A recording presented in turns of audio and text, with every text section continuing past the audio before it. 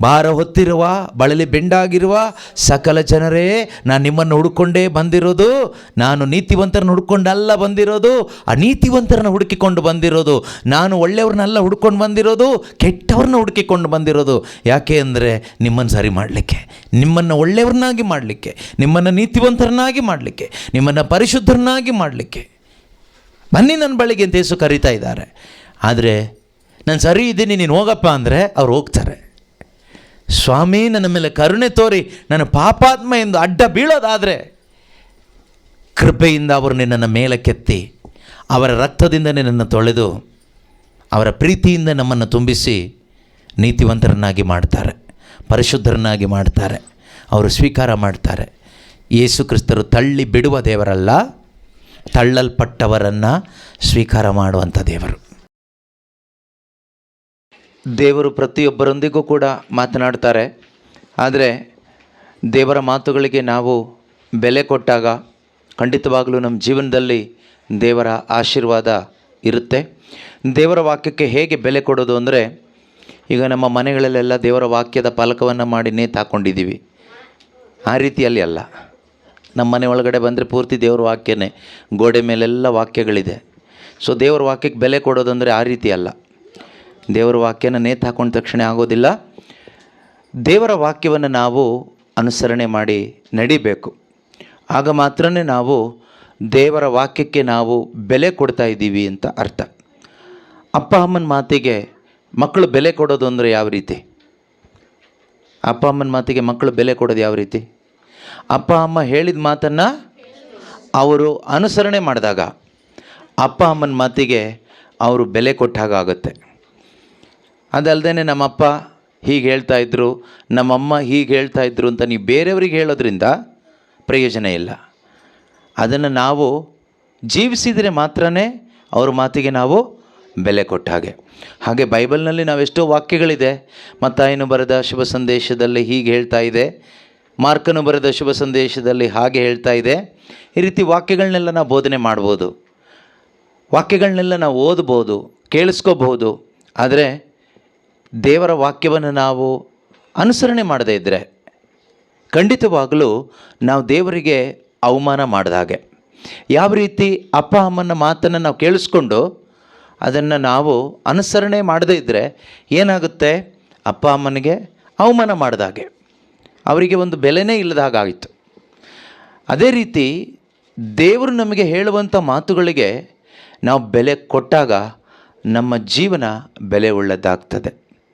ನಮ್ಮ ಜೀವನಕ್ಕೆ ಒಂದು ಬೆಲೆ ಬರೋದು ಯಾವಾಗ ಅಂದರೆ ನಾವು ದೇವರ ಮಾತಿಗೆ ಬೆಲೆ ಕೊಟ್ಟಾಗ. ದೇವರ ಮಾತಿಗೆ ಬೆಲೆ ಕೊಡೋದು ಅಂದರೆ ದೇವರು ಹೇಳಿದ ನುಡಿಗಳನ್ನು ಆಲಿಸೋದ್ರಿಂದ ಮಾತ್ರ ಅಲ್ಲ, ಓದೋದ್ರಿಂದ ಮಾತ್ರ ಅಲ್ಲ, ಅದನ್ನು ನಾವು ಅರ್ಥ ಮಾಡಿಕೊಂಡು ನಮ್ಮ ಜೀವನದಲ್ಲಿ ಅಳವಡಿಸ್ಕೊಂಡಾಗ ನಾವು ಏನಾಗ್ತೀವಿ ಅಂದರೆ ನಿಜವಾಗಲೂ ಭಾಗ್ಯವಂತರಾಗ್ತೀವಿ. ದೇವರ ವಾಕ್ಯವನ್ನು ಅನುಸರಿಸಿ ನಡೆಯುವಾಗ ನಾವೇನಾಗ್ತೀವಿ? ಭಾಗ್ಯವಂತರಾಗ್ತೀವಿ. ಹಾಗಾದರೆ ದೇವರ ವಾಕ್ಯಗಳನ್ನು, ದೇವರ ವಾಕ್ಯ ಅಂದರೆ ಏನು ಗೊತ್ತಾ? ದೇವರ ಆಲೋಚನೆಗಳು. Word of god means mind of god, will of god. ದೇವರ ವಾಕ್ಯಗಳು ಅಂತ ಹೇಳುವಾಗ ದೇವರ ಆಲೋಚನೆ. ಈ ದಿನಕ್ಕೆ ದೇವರ ಆಲೋಚನೆ ಏನು? ನಾನು ಮಾಡುವ ಕೆಲಸ ಕಾರ್ಯದ ವಿಷಯದಲ್ಲಿ ದೇವರ ಆಲೋಚನೆ ಏನು? ನನ್ನ ಕುಟುಂಬ ಜೀವನದಲ್ಲಿ ದೇವರ ಆಲೋಚನೆ ಏನು? ನನ್ನ ಆರಾಧನೆ ವಿಷಯದಲ್ಲಿ ದೇವರ ಆಲೋಚನೆ ಏನು? ಪ್ರತಿಯೊಂದು ವಿಷಯದಲ್ಲೂ ದೇವರ ಚಿತ್ತ ಏನು, ದೇವರ ಆಲೋಚನೆ ಏನು ಅನ್ನೋದು ನಾವು ತಿಳ್ಕೊಬೇಕು. ಹೇಗೆ ತಿಳ್ಕೊಳ್ಳೋದು? ಮನೇಲಿ ಕೂತ್ಕೊಂಡ್ರೆ ತಿಳ್ಕೊಳ್ಳಿಕ್ಕಾಗೋದಿಲ್ಲ, ಅಥವಾ ನಾವು ಬೇರೆ ಏನೋ ಮಾಡಿದರೆ ತಿಳ್ಕೊಳ್ಳಿಕ್ಕಾಗೋದಿಲ್ಲ. ಅದನ್ನು ತಿಳ್ಕೊಬೇಕಾದ್ರೆ ಬೈಬಲ್ ಓದಬೇಕು. ಪವಿತ್ರ ಬೈಬಲ್ ಪುಸ್ತಕ ನಮಗೆ ಏನು ತಿಳಿಸ್ಕೊಡುತ್ತೆ ಕೇಳಿದರೆ ದೇವರ ಚಿತ್ತ ಏನು ಅನ್ನೋದು ನಮಗೆ ತಿಳಿಸ್ಕೊಡುತ್ತೆ. ದೇವರ ಚಿತ್ತ ನಮಗೆ ಅರ್ಥ ಆಗದೇ ಇದ್ದರೆ ನಮ್ಮ ಜೀವನ ಏನಾಗುತ್ತೆ ಅಂದರೆ ನಮ್ಮ ಇಚ್ಛೆ ಪ್ರಕಾರ ನಾವು ಬದುಕ್ತೀವಿ. If you do not understand the will of God, we will follow our own will and wish. ನಮಗೆ ದೇವರ ಇಚ್ಛೆ ಏನು ಅಂತ ಅರ್ಥ ಆಗದೇ ಇದ್ದಾಗ ನಮ್ಮ ಇಚ್ಛೆ ಪ್ರಕಾರ ನಾವು ಬದುಕ್ತೀವಿ, ನಮ್ಮಿಚ್ಛೆ ಪ್ರಕಾರ ನಾವು ಪ್ರಾರ್ಥನೆ ಮಾಡ್ತೀವಿ, ನಮ್ಮಿಚ್ಛೆ ಪ್ರಕಾರ ನಾವು ಎಲ್ಲ ಕೆಲಸ ಕಾರ್ಯಗಳನ್ನೂ ಮಾಡ್ತೀವಿ. ಅದು ಖಂಡಿತವಾಗಲೂ ನಮ್ಮ ಜೀವನಕ್ಕೆ ಒಂದು ಆಶೀರ್ವಾದ ಆಗಿರೋದಿಲ್ಲ, ಒಂದು ಸಮಾಧಾನ ತಂದು ಕೊಡೋದೇ ಇಲ್ಲ. ಆದ್ದರಿಂದ ಯೇಸು ಸ್ವಾಮಿ ಹೇಳ್ತಾರೆ, ಮತ್ತಾಯನು ಬರೆದ ಶುಭ ಸಂದೇಶ 7ನೇ ಅಧ್ಯಾಯ 21ನೇ ವಾಕ್ಯ. ಮತ್ತಾಯನು ಬರೆದ ಶುಭ ಸಂದೇಶ ಅಧ್ಯಾಯ 7 ವಾಕ್ಯ 21. ಬೈಬಲ್ ತಂದವರೆಲ್ಲ ಓದಿ ಬರ್ಕೊಳ್ಳಿ, ನೋಟ್ ಮಾಡ್ಕೊಳ್ಳಿ. ದೇವರ ಚಿತ್ತವನ್ನು ನಾವು ತಿಳ್ಕೋಬೇಕು. ಓಕೆ. ನನ್ನನ್ನು ಸ್ವಾಮಿ ಸ್ವಾಮಿ ಎನ್ನುವ, ಇಲ್ಲಿ ಯೇಸು ಸ್ವಾಮಿ ಹೇಳ್ತಾ ಇದ್ದಾರೆ, ನನ್ನನ್ನು ಸ್ವಾಮಿ ಸ್ವಾಮಿ ಯೇಸುವೇ ಯೇಸಪ್ಪ ಎನ್ನುವ ಪ್ರತಿಯೊಬ್ಬನು ಸ್ವರ್ಗ ಸಾಮ್ರಾಜ್ಯವನ್ನು ಪ್ರವೇಶಿಸನು. ನಾವು ಯಾರನ್ನ ಸ್ವಾಮಿ ಸ್ವಾಮಿ ಅಂತೀವಿ? ಯಾರನ್ನಾದ್ರೂ ಬೇರೆಯವ್ರನ್ನ ಸ್ವಾಮಿ ಸ್ವಾಮಿ ಅಂತೀವಾ? ಇಲ್ಲ. ನಾವು ಯಾರನ್ನ ಸ್ವಾಮಿ ಅಂತೀವಿ? ಯೇಸು ಪ್ರಭುವೇ, ಸ್ವಾಮಿ, ಕರ್ತನೇ, ರಕ್ಷಕನೇ, ದೇವರೇ, ಯಾರನ್ನ ಕರಿತೀವಿ ನಾವು? ಯೇಸುವನ್ನು. ಇಲ್ಲಿ ಯೇಸು ಹೇಳ್ತಾ ಇದ್ದಾರೆ, ನನ್ನನ್ನು ಈ ರೀತಿ ನೀವು ಕರೆಯೋದ್ರಿಂದ ನೀವು ಸ್ವರ್ಗ ಸಾಮ್ರಾಜ್ಯವನ್ನು ಪ್ರವೇಶಿಸೋದಿಲ್ಲ. ಅದರ ಅರ್ಥ ನೀವು ನನ್ನನ್ನು ಸ್ವಾಮಿ ಸ್ವಾಮಿ ಅನ್ನೋದ್ರಿಂದ ಏನೂ ಪ್ರಯೋಜನ ಇಲ್ಲ ಅಂತ, ಏನೂ ಉಪಯೋಗ ಇಲ್ಲ. ಇನ್ಯಾರನ್ನ ಸ್ವಾಮಿ ಅನ್ನೋಣ ಅಲ್ವಾ? ಯೇಸುವನ್ನೇ ಅವರೇ ಹೇಳ್ತಾ ಇರೋದು, ನಾನು ಹೇಳ್ತಾ ಇರೋದಲ್ಲ, ನಿಮ್ಮ ಬೈಬಲಲ್ಲಿದೆ. ಮತ್ತಾಯನು ಬರೆದ ಶುಭ ಸಂದೇಶ ಮ್ಯಾಥ್ಯೂ ಚಾಪ್ಟರ್ 7 ವರ್ಸ್ 21, 7ನೇ ಅಧ್ಯಾಯ 21ನೇ ವಾಕ್ಯ. ನನ್ನನ್ನು ಸ್ವಾಮಿ ಸ್ವಾಮಿ ಎನ್ನುವ ಪ್ರತಿಯೊಬ್ಬನು ಸ್ವರ್ಗ ರಾಜ್ಯವನ್ನು ಪ್ರವೇಶಿಸೋದಿಲ್ಲ. ಮತ್ತು ಸ್ವರ್ಗಕ್ಕೆ ಹೋಗಲ್ಲ ಅಂದರೆ ನಾವು ಬದುಕಿ ಏನು ಪ್ರಯೋಜನ ಆಯಿತು ಅಲ್ವಾ?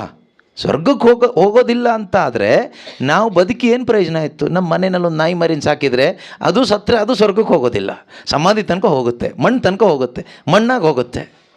ನಾವು ಸತ್ತರೆ ಮಣ್ಣಾಗಿ ಹೋಗ್ತೀವಿ, ಸಮಾಧಿ ತನಕ ಹೋಗಿ ಲಾಸ್ಟಿಗೆ ಮಣ್ಣಾಗಿ ಹೋಗ್ತೀವಿ.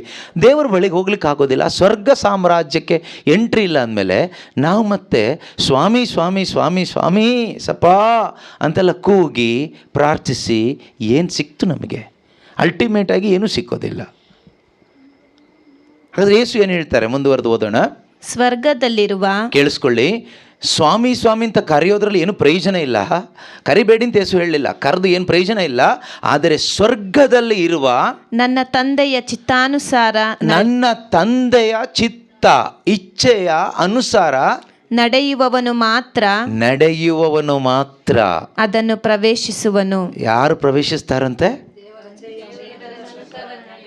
ಬಾಯಲ್ಲಿ ಯೇಸುವೆ ಯೇಸುವೆ ಅಂತ ಹೇಳೋರು ಪ್ರವೇಶ ಮಾಡಲ್ಲ ಸ್ವರ್ಗಕ್ಕೆ. ಅವ್ರು ಸಮಾಧಿ ತನಕ ಹೋಗ್ಬೋದು ಅಷ್ಟೇ, ಸಮಾಧಿ ತನಕ ಪ್ರವೇಶ ಮಾಡ್ಬೋದು. ಆದರೆ ಪುನರುತ್ಥಾನ ಹೊಂದಿ ಸ್ವರ್ಗ ರಾಜ್ಯಕ್ಕೆ ಹೋಗಬೇಕಾದ್ರೆ ಯೇಸು ಕ್ರಿಸ್ತರು ಮರಳಿ ಬರುವಾಗ, ಯೇಸು ಕ್ರಿಸ್ತರು ತೀರ್ಪು ಕೊಡಲಿಕ್ಕಾಗಿ ಮರಳಿ ಬರ್ತಾರೆ, ಬೇಗ ಬರ್ತಾರೆ. ಅದರ ಎಲ್ಲ ಒಂದು ಸಂಕೇತಗಳು ನಮಗೆ ಪ್ರಪಂಚದಲ್ಲಿ ಇವತ್ತು ಕಾಣಿಸ್ತಾ ಇದೆ. ಯೇಸು ಬರ್ತಾರೆ, ಯಾವಾಗ ಬರ್ತಾರೆ ಅಂತ ಗೊತ್ತಿಲ್ಲ. ಸಿದ್ಧರಾಗಿದ್ದವ್ರನ್ನ ಕರ್ಕೊಂಡು ಹೋಗ್ತಾರೆ. ಆದರೆ ಸಿದ್ಧರಾಗೋದು ಹೇಗೆ ಸಿದ್ಧರಾಗೋದು ಹೇಗೆ ಗೊತ್ತಾ? ತಂದೆಯ ಇಚ್ಛೆ ಏನು ಅಂತ ಅರ್ಥ ಮಾಡ್ಕೋಬೇಕು first. We must discern the will of the Father in order to prepare to meet the coming Lord Jesus Christ. ಬರಲಿರ್ತಕ್ಕಂಥ ಪ್ರಭು ಯೇಸುವನ್ನು ಎದುರುಗೊಳ್ಬೇಕಾದ್ರೆ ನಾವು ಸಿದ್ಧರಾಗಬೇಕು. ಸಿದ್ಧರಾಗೋದಕ್ಕೆ ಮೊದಲ ಹಂತ ಏನು ಗೊತ್ತಾ? ನಾವು ತಂದೆಯ ಇಚ್ಛೆ ಏನು ಅಂತ ತಿಳ್ಕೋಬೇಕು. ಅಪ್ಪನ ಇಚ್ಛೆ ಏನು, ಸ್ವರ್ಗದಲ್ಲಿರ್ತಕ್ಕಂಥ ದೇವರ ಇಚ್ಛೆ ಏನು ಅಂತ ತಿಳ್ಕೋಬೇಕು. ನಾವೆಲ್ಲರೂ ಹೇಗೆ ಬದುಕ್ತಾ ಇದ್ದೀವಿ ಹೇಳಿ? ನಾವೆಲ್ಲರೂ ಬದುಕ್ತಾ ಇರೋದು ನಮ್ಮ ಇಚ್ಛೆ ಪ್ರಕಾರ. ನಮ್ಮ ಇಚ್ಛೆ ಈಡೇರದೆ ಹೋದಾಗ ನಾವು ದೇವ್ರನ್ನ ಬೈಕೊಳ್ತೀವಿ, ಮನುಷ್ಯರನ್ನ ಬೈಕೊಳ್ತೀವಿ, ಸೂಸೈಡ್ ಮಾಡ್ಕೊಳ್ತೀವಿ, ಅಥವಾ ಬೇರೆ ಬೇರೆ ದಾರಿಯಲ್ಲಿ ನಾವು ಹೋಗ್ತೀವಿ. ಹೌದಾ? ನಮ್ಮ ಇಚ್ಛೆ, ನಮ್ಮ ಆಸೆ, ನಮ್ಮ ಬಯಕೆ ಕೈಗೂಡದೆ ಹೋದಾಗ ನಾವು ಇಷ್ಟಪಟ್ಟಿದ್ದು, ನಾವು ಬಯಸಿದ್ದು, ನಾವು ಆಸೆ ಪಟ್ಟಿದ್ದು ಕೆಲವೊಂದು ಸಿಗುತ್ತೆ, ಕೆಲವೊಂದು ಸಿಗೋದಿಲ್ಲ. ಸಿಕ್ಕಿದ್ದೆಲ್ಲ ದೇವರೇ ಮಾಡಿದ್ದು ಅಂತನೂ ಅಲ್ಲ, ಕೆಲವೊಂದು ಸಿಗುತ್ತೆ. ಪ್ರಪಂಚದಲ್ಲಿ ಸೈತಾನ ಕೂಡ ಎಷ್ಟೋ ಕಾರ್ಯಗಳನ್ನ ಮಾಡ್ತಾನೆ. ಮನುಷ್ಯನ ಪ್ರಯತ್ನದಿಂದ ಮನುಷ್ಯನಿಗೂ ಶಕ್ತಿ ಇದೆ ಏನೆಲ್ಲ ಮಾಡಲಿಕ್ಕೆ. ದೇವರು ಮನುಷ್ಯನನ್ನು ಬಹಳ ಶಕ್ತಿಯುತವಾಗಿ ಅದ್ಭುತಕರವಾಗಿ ಸೃಷ್ಟಿ ಮಾಡಿದ್ದಾರೆ. ಮನುಷ್ಯನಿಂದ ಕೂಡ ಅನೇಕ ಕಾರ್ಯಗಳನ್ನ ಮಾಡಲಿಕ್ಕಾಗುತ್ತೆ, ಸೈತಾನನಿಗೂ ಕೂಡ ಅನೇಕ ಕಾರ್ಯಗಳನ್ನ ಮಾಡಲಿಕ್ಕಾಗುತ್ತೆ. ಅದರಿಂದ ಆಗಿದ್ದೆಲ್ಲ ದೇವರೇ ಮಾಡಿದ್ದು ಅಂತಲ್ಲ. ಅರ್ಥ ಆಗ್ತಿದೆಯಾ? ದೇವರು ಮಾಡುವ ಕಾರ್ಯಗಳಲ್ಲಿ ದೇವರ ಆಶೀರ್ವಾದ ಇರ್ತದೆ. ದೇವರು ಮಾಡುವ ಕಾರ್ಯಗಳಲ್ಲಿ ದೇವರ ಸಾನ್ನಿಧ್ಯ ಇರ್ತದೆ. ದೇವರು ಮಾಡುವ ಕಾರ್ಯಗಳಲ್ಲಿ ದೇವರ ಸಂರಕ್ಷಣೆ ಇರ್ತದೆ. ಎಲ್ಲಕ್ಕಿಂತ ಹೆಚ್ಚಾಗಿ ದೇವರು ಮಾಡುವ ಕಾರ್ಯ ನಿನ್ನ ಜೀವಿತದಲ್ಲಿ ನೆರವೇರುವಾಗ ಸಮಾಧಾನ ಇರ್ತದೆ. ಒಂದು ದೈವಿಕವಾದ ಸಮಾಧಾನ ಇರ್ತದೆ. ಇವತ್ತು ಎಷ್ಟು ಕುಟುಂಬಗಳಲ್ಲಿ ಸಮಾಧಾನ ಇದೆ? ಎಷ್ಟು ಜನರ ಹೃದಯದಲ್ಲಿ ಸಮಾಧಾನ ಇದೆ? ಎಷ್ಟು ಜನರ ಜೀವಿತದಲ್ಲಿ ಇವತ್ತು ಸಮಾಧಾನ ಇದೆ? ಇವತ್ತು ನಾವು ನೋಡುವಾಗ ಸಮಾಧಾನ ಇಲ್ಲದೆ ಅಲಿತಾ ಇದ್ದೀವಿ. ಯಾಕೆ ಗೊತ್ತಾ?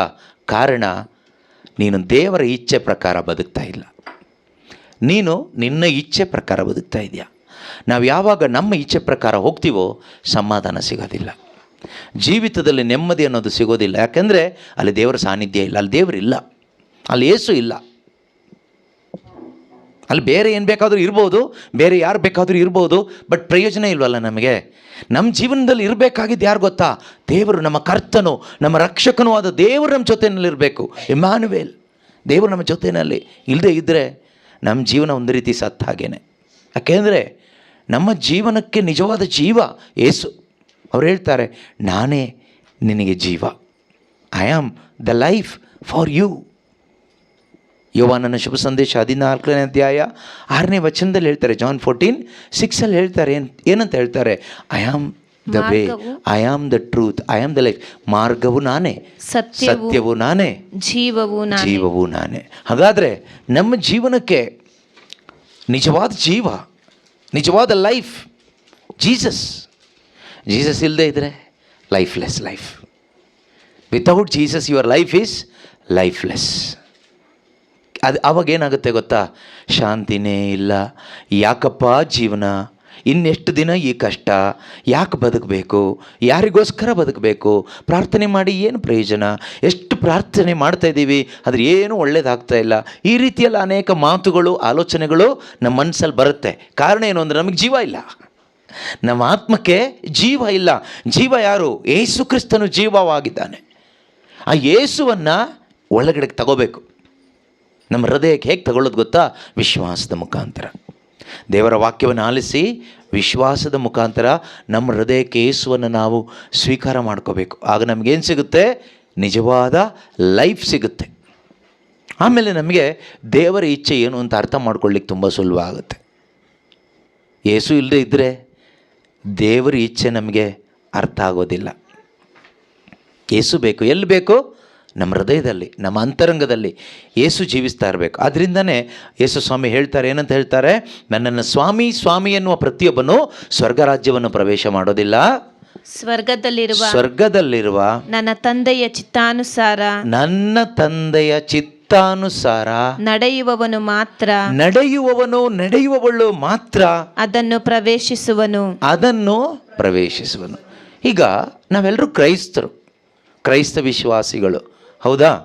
ಹೌದು. ನಾವು ಕ್ರೈಸ್ತರಾಗಿ ಯಾಕೆ ಬದುಕ್ತಾ ಇದ್ದೀವಿ? ಅನ್ಯ ಧರ್ಮದವರಾಗಿ, ಅನ್ಯರ ಹಾಗೆ ಬದುಕ್ಬೋದಲ್ವಾ? ನಾವು ಕ್ರೈಸ್ತರಾಗಿ ಯಾಕೆ ಬದುಕಬೇಕು? ನಾವು ಚರ್ಚಿಗೆ ಹೋಗ್ತೀವಾ? ಯಾಕೆ ಹೋಗ್ತೀವಿ? ರೊಟ್ಟಿ ಮತ್ತು ದ್ರಾಕ್ಷಾರಸದಲ್ಲಿ ಯೇಸು ಸ್ವಾಮಿಯ ಶರೀರ ರಕ್ತವನ್ನು ಸ್ವೀಕಾರ ಮಾಡ್ತೀವಿ. ಯಾಕೆ ಮಾಡ್ತೀವಿ? ಪ್ರಾರ್ಥನೆಗಳನ್ನೆಲ್ಲ ಮಾಡ್ತೀವಿ. ನಮಗಿದ್ದಷ್ಟು ಪ್ರಾರ್ಥನೆ ಬೇರೆ ಯಾರಿಗೂ ಇಲ್ಲ ಅಲ್ವಾ? ಎಷ್ಟೊಂದು ಪ್ರಾರ್ಥನೆಗಳಿದೆ ನಮಗೆ. ಪ್ರಾರ್ಥನೆಗಳನ್ನ ಮಾಡ್ತೀವಿ, ಚರ್ಚಿಗೆ ಹೋಗ್ತೀವಿ, ಧ್ಯಾನ ಕೂಟಗಳಿಗೆ ಹೋಗ್ತೀವಿ, ಹಲ್ಲೆಲೂಯಾ ಹೇಳ್ತೀವಿ, ಪ್ರೈಸ್ ದಿ ಲಾರ್ಡ್ ಹೇಳ್ತೀವಿ, ದಾನ ಧರ್ಮ ಮಾಡ್ತೀವಿ, ಕಾಣಿಕೆ ಕೊಡ್ತೀವಿ, ಎಲ್ಲ ಮಾಡ್ತೀವಿ. ಯಾಕದೆಲ್ಲ ಮಾಡೋದು? ಏನು ವಿಶ್ವಾಸ? ಯಾಕೆ ಹಾಗೆ ಮಾಡೋದು ನಾವು? ಯಾವ ಉದ್ದೇಶಕ್ಕೋಸ್ಕರ ಯಾಕೆ ಮಾಡೋದಂತ ಗೊತ್ತಿಲ್ಲ. ಹಿಂದಿಂದ ಮಾಡ್ಕೊಳ್ತಾ ಬಂದರು, ನಾವು ಮಾಡ್ತಾಯಿದ್ದೀವಿ ಅಷ್ಟೇ. ಹಿಂದಿಂದ ಬಂದವರು ಎಲ್ಲಿ ಹೋದರೋ ನೀವು ಅಲ್ಲೇ ಹೋಗ್ತೀರಿ ಅಷ್ಟೇ. ಪ್ರತಿಯೊಂದಕ್ಕೂ ಒಂದು ಅರ್ಥ ಇದೆ ನಾವು ಮಾಡೋದಕ್ಕೆ ಅಲ್ವಾ? ಅರ್ಥ ಇಲ್ಲದೆ ಮಾಡಿದರೆ ಅದು ಮೂರ್ಖತನ ಆಗುತ್ತೆ. ನಾವಿಷ್ಟೆಲ್ಲ ಮಾಡ್ತೀವಿ, ಯಾಕೆ ಗೊತ್ತಾ? ಇದನ್ನು ಮಾಡೋದು ಉದ್ದೇಶ, ನಮಗೊಂದು ಭರವಸೆ ಇದೆ, ಒಂದು ಹೋಪ್ ಇದೆ. ಏನು ಗೊತ್ತಾ? ನಿತ್ಯ ಜೀವ, ನಮಗೆ ಸ್ವರ್ಗ ರಾಜ್ಯ ಇದೆ, ನಮಗೆ ಅಮರ ಜೀವ ಇದೆ ಎಂಬ ನಿರೀಕ್ಷೆ ನಮ್ಮ ಒಳಗಡೆ ಇದೆ. ಈಗ ಈ ನಿರೀಕ್ಷೆ ಇಲ್ಲದೆ ನೀವು ಮಾಡಿದರೆ, ಈಗ ಈ ಹೋಪ್ ನಾನು ಹೇಳಿದೆ ಇದನ್ನೆಲ್ಲ ನಾವು ಯಾಕೆ ಮಾಡ್ತೀವಿ, ಯಾಕೆ ಪ್ರತಿದಿನ ಪ್ರಾರ್ಥನೆ ಮಾಡ್ತೀವಿ, ಪ್ರತಿದಿನ ಚರ್ಚಿಗೆ ಹೋಗ್ತೀವಿ, ಯಾಕೆ? ನಮಗೊಂದು ನಿರೀಕ್ಷೆ ಇದೆ. ಏನು ನಿರೀಕ್ಷೆ ಇದೆ? ಎಲ್ಲ ಒಳ್ಳೆಯದಾಗುತ್ತೆ ಅಲ್ಲ, ಅದು ಸಾಧಾರಣ ಅನ್ಯ ಜನರ ನಿರೀಕ್ಷೆ. ನಮ್ಮ ನಿರೀಕ್ಷೆ ಎಲ್ಲ ಒಳ್ಳೇದು ಈ ಪ್ರಪಂಚದಲ್ಲಿ ಆಗೋದಿಲ್ಲ ಅಂತ ಗೊತ್ತು, ನಮಗೆ ಚೆನ್ನಾಗಿ ಗೊತ್ತಿದೆ. ಆದರೆ ನಮಗೆ ನಿರೀಕ್ಷೆ ಏನು ಅಂದರೆ ಯೇಸು ಕ್ರಿಸ್ತನು ಬರ್ತಾರೆ, ಜೀಸಸ್ ವಿಲ್ ಕಮ್, ನನ್ನನ್ನು ಕರ್ಕೊಂಡು ಹೋಗ್ತಾರೆ. ಒಂದು ವೇಳೆ ಅವ್ರು ಬಾರದೇ ಇದ್ದರೆ, ನಾನು ಸತ್ತೋಗ್ಬಿಟ್ರೆ, ಒಂದು ದಿನ ಅವರು ನನ್ನನ್ನು ಪುನರುತ್ಥಾನಗೊಳಿಸ್ತಾರೆ, ಸ್ವರ್ಗ ರಾಜ್ಯಕ್ಕೆ ಕರ್ಕೊಂಡು ಹೋಗ್ತಾರೆ, ಅಮರ ಜೀವಕ್ಕೆ ಕರ್ಕೊಂಡು ಹೋಗ್ತಾರೆ. ಆ ನಿರೀಕ್ಷೆ ಇದ್ದು ನಾವು ಚರ್ಚಿಗೆ ಹೋಗೋದ್ರಿಂದ, ನಾವು ಪ್ರಾರ್ಥನೆಗಳನ್ನ ಮಾಡೋದ್ರಿಂದ, ನಾವು ಈ ರೀತಿ ಎಲ್ಲ ಇವತ್ತೇನು ಧಾರ್ಮಿಕ ಕಾರ್ಯಗಳನ್ನ ಮಾಡ್ತಾ ಇದ್ದೀವೋ ಅದನ್ನೆಲ್ಲ ಮಾಡೋದ್ರಿಂದ ಪ್ರಯೋಜನ ಇದೆ. ಆದರೆ ನಮ್ಗೆ ಆ ನಿರೀಕ್ಷೆನೇ ಇಲ್ಲ ಅಂತ ಇಟ್ಕೊಳ್ಳಿ, ನಮಗದ್ರ ಆಸೆನೇ ಇಲ್ಲ, ನಮ್ಗೆ ಆ ಹೋಪೇ ಇಲ್ಲ, ಯೇಸು ಬರ್ತಾರೇನೋ ಹೋಪ್ ಇಲ್ಲ, ಆ ನಿರೀಕ್ಷೆ ಇಲ್ಲ. ನಿತ್ಯ ಜೀವದ ಸ್ವರ್ಗದ ಜೀವನ ಇದೆ, ಒಂದು ಸ್ವರ್ಗೀಯವಾದ ಜೀವನ ಇದೆ, ಶಾಶ್ವತವಾದ ಜೀವನ ಇದೆ ನಮಗೆ. ನಾವು ಯಾಕೆ ಇಲ್ಲಿ ಟೆನ್ಷನ್ ಮಾಡ್ಕೊಳ್ಬೇಕು? ನಾವು ಯಾಕೆ ಈ ಲೋಕದ ಈ ಜೀವನಕ್ಕೋಸ್ಕರ ಟೆನ್ಷನ್ ಮಾಡ್ಕೋಬೇಕು?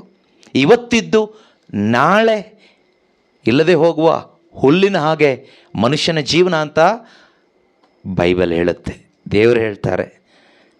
ಈ ಲೋಕದಲ್ಲಿ ನಮ್ಮ ಜೀವನ ಆಶೀರ್ವಾದದ ಜೀವನ ಅಂತ ಮನುಷ್ಯರು ಹೇಳ್ತಾರೆ ಅಷ್ಟೇ. ಆಶೀರ್ವಾದದ ಜೀವನ ಅಂದರೆ ಏನು ಗೊತ್ತಾ? ಯೇಸುವಿನ ಜೊತೆಗೆ ಜೀವಿಸೋ ಜೀವನ ಆಶೀರ್ವಾದದ ಜೀವನ. ಶಾಪಗ್ರಸ್ತ ಜೀವನ ಅಂದರೆ ಏನು? ಯೇಸು ಇಲ್ಲದೆ ಜೀವಿಸೋ ಜೀವನನೇ ಶಾಪಗ್ರಸ್ತ ಜೀವನ. ಆದರೆ ಲೋಕ ಹೇಳುತ್ತೆ ಏನಂತ ಗೊತ್ತಾ? ಏನೂ ಕಷ್ಟ ಇಲ್ಲದೆ ಆರಾಮಾಗಿ ಬದುಕೋ ಜೀವನ ಆಶೀರ್ವಾದ ಜೀವನ ಅಂತ ಹೇಳುತ್ತೆ. ಶಾಪಗ್ರಸ್ತ ಜೀವನ ಅಂದರೆ ಯಾವುದು? ಯಾವಾಗ ನೋಡಿದರೂ ಕಷ್ಟ, ರೋಗ, ಸಮಸ್ಯೆ, ಈ ದುಃಖ, ಇದರಲ್ಲಿ ಬದುಕೋ ಜೀವನ ಶಾಪದ ಜೀವನ ಅಂತ ಜನ ಹೇಳ್ತಾರೆ. ದೇವರು ಯಾವುದು ಹೇಳ್ತಾರೆ? ಆಶೀರ್ವಾದದ ಜೀವನ ಯಾವುದು ಗೊತ್ತಾ? ಯೇಸುವಿನೊಂದಿಗೆ ನೀನು ಬದುಕ್ತಾ ಇದ್ದರೆ ಅದು blessed life, most blessed life, ಅತ್ಯಂತ ಆಶೀರ್ವಾದ ಹೊಂದಿದ ಜೀವನ.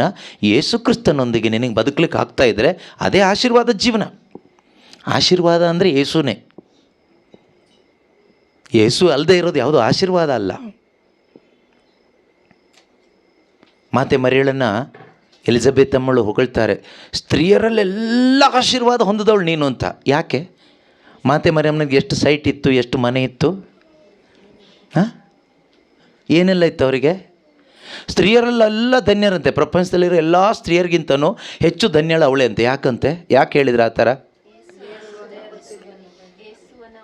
ಯಾಕೆ ಅಂದರೆ ಅವ್ರಿಗೆ ಏನೂ ಇರಲಿಲ್ಲ, ಆದರೆ ಯೇಸು ಇದ್ದರು.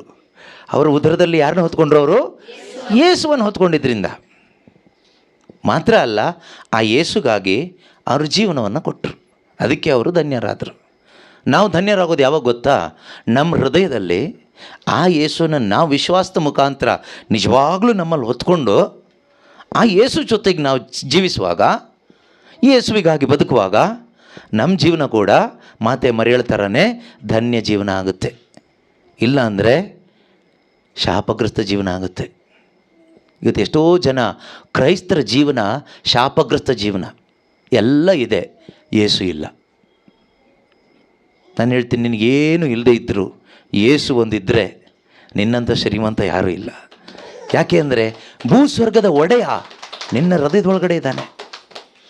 ಸ್ವರ್ಗ ಯಾವುದು? ಯೇಸು ಇರೋ ಜಾಗನೇ ಸ್ವರ್ಗ. ಯೇಸು ಎಲ್ಲಿದ್ದಾರೋ ಅದೇ ಸ್ವರ್ಗ.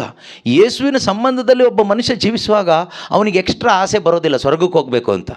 ಯಾಕೆಂದರೆ ಸ್ವರ್ಗದ ಅಧಿಪತಿ ನಮ್ಮ ಒಳಗಡೆ ಇದ್ದಾನೆ. ಇನ್ನು ಯೇಸು ಇಲ್ಲದೆ ಇದ್ದಾಗ ನಮಗೊಂದು ಆಸೆ ಬರುತ್ತೆ ಸ್ವರ್ಗಕ್ಕೆ ಹೋಗಬೇಕು ಅಂತ. ಅವಾಗವಾಗ ಆಸೆ ಬರುತ್ತೆ, ಅದು ಹೇಗಿದೆ ಅಂತ ಗೊತ್ತಿಲ್ಲ, ಆದರೂ ಒಂದು ಆಸೆ ಬರುತ್ತೆ ಸ್ವರ್ಗಕ್ಕೆ ಹೋಗಬೇಕು ಅಂತ. ಸರಿ, ಆಸೆ ಬಂತಲ್ಲ, ಆಸೆ ನಿಜವಾಗ್ಲೂ ಬರಬೇಕಾದ್ರೆ ಹೇಗಿದೆ ಅಂತ ಗೊತ್ತಿರಬೇಕಲ್ಲ. ಏನೋ ಒಂದು ಆಸೆ ಬರುತ್ತೆ, ಬಿರಿಯಾನಿ ಮಾಡ್ಕೊಂಡು ತಿನ್ನಬೇಕು ಇವತ್ತು ಅಂತ. ಬಿರಿಯಾನಿ ಅನ್ನೋದು ಹೇಗಿದೆ ಅಂತ ಗೊತ್ತಿದ್ರೆ ತಾನೇ ನೀನು ಮಾಡೋದು. ಅದು ಆಸೆ ಬರಬೇಕಂದ್ರೆ ಅದ್ರ ಬಗ್ಗೆ ಏನಾದರೂ ಗೊತ್ತಿರಬೇಕಲ್ಲ. ಸೊ ಸ್ವರ್ಗದ ಬಗ್ಗೆ ನಮ್ಗೆ ಯಾಕೆ ಆಸೆ ಇಲ್ಲ ಅಂದರೆ ಯೇಸು ಬಗ್ಗೆ ನಮಗೆ ಗೊತ್ತೇ ಇಲ್ಲ. ನಮಗೇನು ಗೊತ್ತು ಕೇಳಿದ್ರೆ ಪಿಶಾಚಿ ಬಗ್ಗೆ ಚೆನ್ನಾಗಿ ಗೊತ್ತು. ಪಿಶಾಚಿಯನ್ನು ಬೈಬಲ್ ಹೇಳೋದು ಏನು ಗೊತ್ತಾ? ಇಹಲೋಕದ ಅಧಿಪತಿ, ಪರಲೋಕದ ಅಧಿಪತಿ ಯೇಸು. ಇಹಲೋಕದ ಅಧಿಪತಿ ಯಾರು? ಅಂದರೆ ಅವನಿಗಿಲ್ಲನೇ ಅಧಿಕಾರ ಇಲ್ಲ, ಡಮ್ಮಿ ಅಧಿಪತಿ. ಭೂಮಿಯಲ್ಲೂ ಸ್ವರ್ಗದಲ್ಲೂ ಸರ್ವಾಧಿಕಾರ ಹೊಂದಿದ್ದವರು ಯೇಸು ಕ್ರಿಸ್ತರೇ. ಆದರೆ ಈ ಲೋಕದಲ್ಲಿ ಜನರನ್ನು ವಂಚಿಸ್ತಾ ಬದುಕ್ತಾ ಇರೋದು ಪಿಶಾಚಿ. ಪಿಶಾಚಿ ರುಚಿ ಇದ್ದರೆ ನಮಗೆ ಲೋಕ ತುಂಬಕ್ಕೂ ರುಚಿಯಾಗಿರುತ್ತೆ. ಪಿಶಾಚಿ ಅನುಭವ ನಮಗಿದ್ದರೆ ನಮಗೆ ಈ ಲೋಕದ ಮೇಲೆ ತುಂಬ ವ್ಯಾಮೋಹ, ತುಂಬ ಇಷ್ಟ ಬರುತ್ತೆ. ನಮಗೆ ಯೇಸುವಿನ ರುಚಿ ಬಂದಷ್ಟು ನಾವು ಲೋಕದಿಂದ ಬೇರ್ಪಡ್ತೀವಿ. ಇದು ಕೊಚ್ಚೆ ಗುಂಡಿ, ಇದು ಬೇಡ, ಇದರಿಂದ ದೂರ ಇರೋಣ. ಯಾಕೆಂದರೆ ಪರಿಶುದ್ಧವಾದ ಒಂದು ಸ್ಥಳ ಇದೆ. ಆ ಪರಿಶುದ್ಧ ಸ್ಥಳದಲ್ಲಿ ಹೋಗ್ಲಿಕ್ಕೋಸ್ಕರ ಯೇಸು ಕ್ರಿಸ್ತರು ನಮಗೋಸ್ಕರ ದಾರಿ ಮಾಡಿಕೊಟ್ಟಿದ್ದಾರೆ. ನಾವು ಅಲ್ಲಿಗೆ ಹೋಗಬೇಕು. ಈ ಆಸೆ ನಮ್ಮೊಳಗಡೆ ಬರುತ್ತೆ. ಯೇಸು ಕ್ರಿಸ್ತನ ಅನುಭವ ಇಲ್ಲದೆ ಇರೋರಿಗೆ ಸ್ವರ್ಗದ ಆಸೆ ಬರಲ್ಲ. ಸ್ವರ್ಗದ ಆಸೆ, ನಿತ್ಯ ಜೀವದ ಆಸೆ ಯಾರಿಗೆ ಬರುತ್ತೆ ಕೇಳಿದರೆ, ಯೇಸು ಕ್ರಿಸ್ತನನ್ನು ಯಾರು ಈ ಭೂಮಿಯಲ್ಲಿ ಬದುಕುವಾಗ ಟೇಸ್ಟ್ ಮಾಡ್ತಾ ಬದುಕ್ತಾರೋ ಅವ್ರ ಆಸೆ ಏನು ಗೊತ್ತಾ? ಅವ್ರ ಆಸೆ ಇಷ್ಟೇ, ಸ್ವರ್ಗಕ್ಕೂ ಹೋಗಬೇಕು ಅಂತ. ಈ ಆಸೆ ಕೊಡೋರು ಯಾರು? ಅವರೇ, ಯೇಸು. ಆದ್ದರಿಂದ ಪ್ರೀತಿಯ ಸಹೋದರ ಸಹೋದರಿಯರೇ, ನಾವು ಈ ಲೋಕದಲ್ಲಿ ಬದುಕಿ ಮಣ್ಣಾಗಿ ಹೋಗಬಾರ್ದು. ಈ ಲೋಕದ ನಂತರ ಒಂದು ಜೀವನ ಇದೆ, ಶಾಶ್ವತವಾದ ಜೀವನ ಇದೆ. ಆ ಜೀವನವನ್ನು ಬಯಸಿ ಈ ಲೋಕದಲ್ಲಿ ನಾವು ಬದುಕಬೇಕು.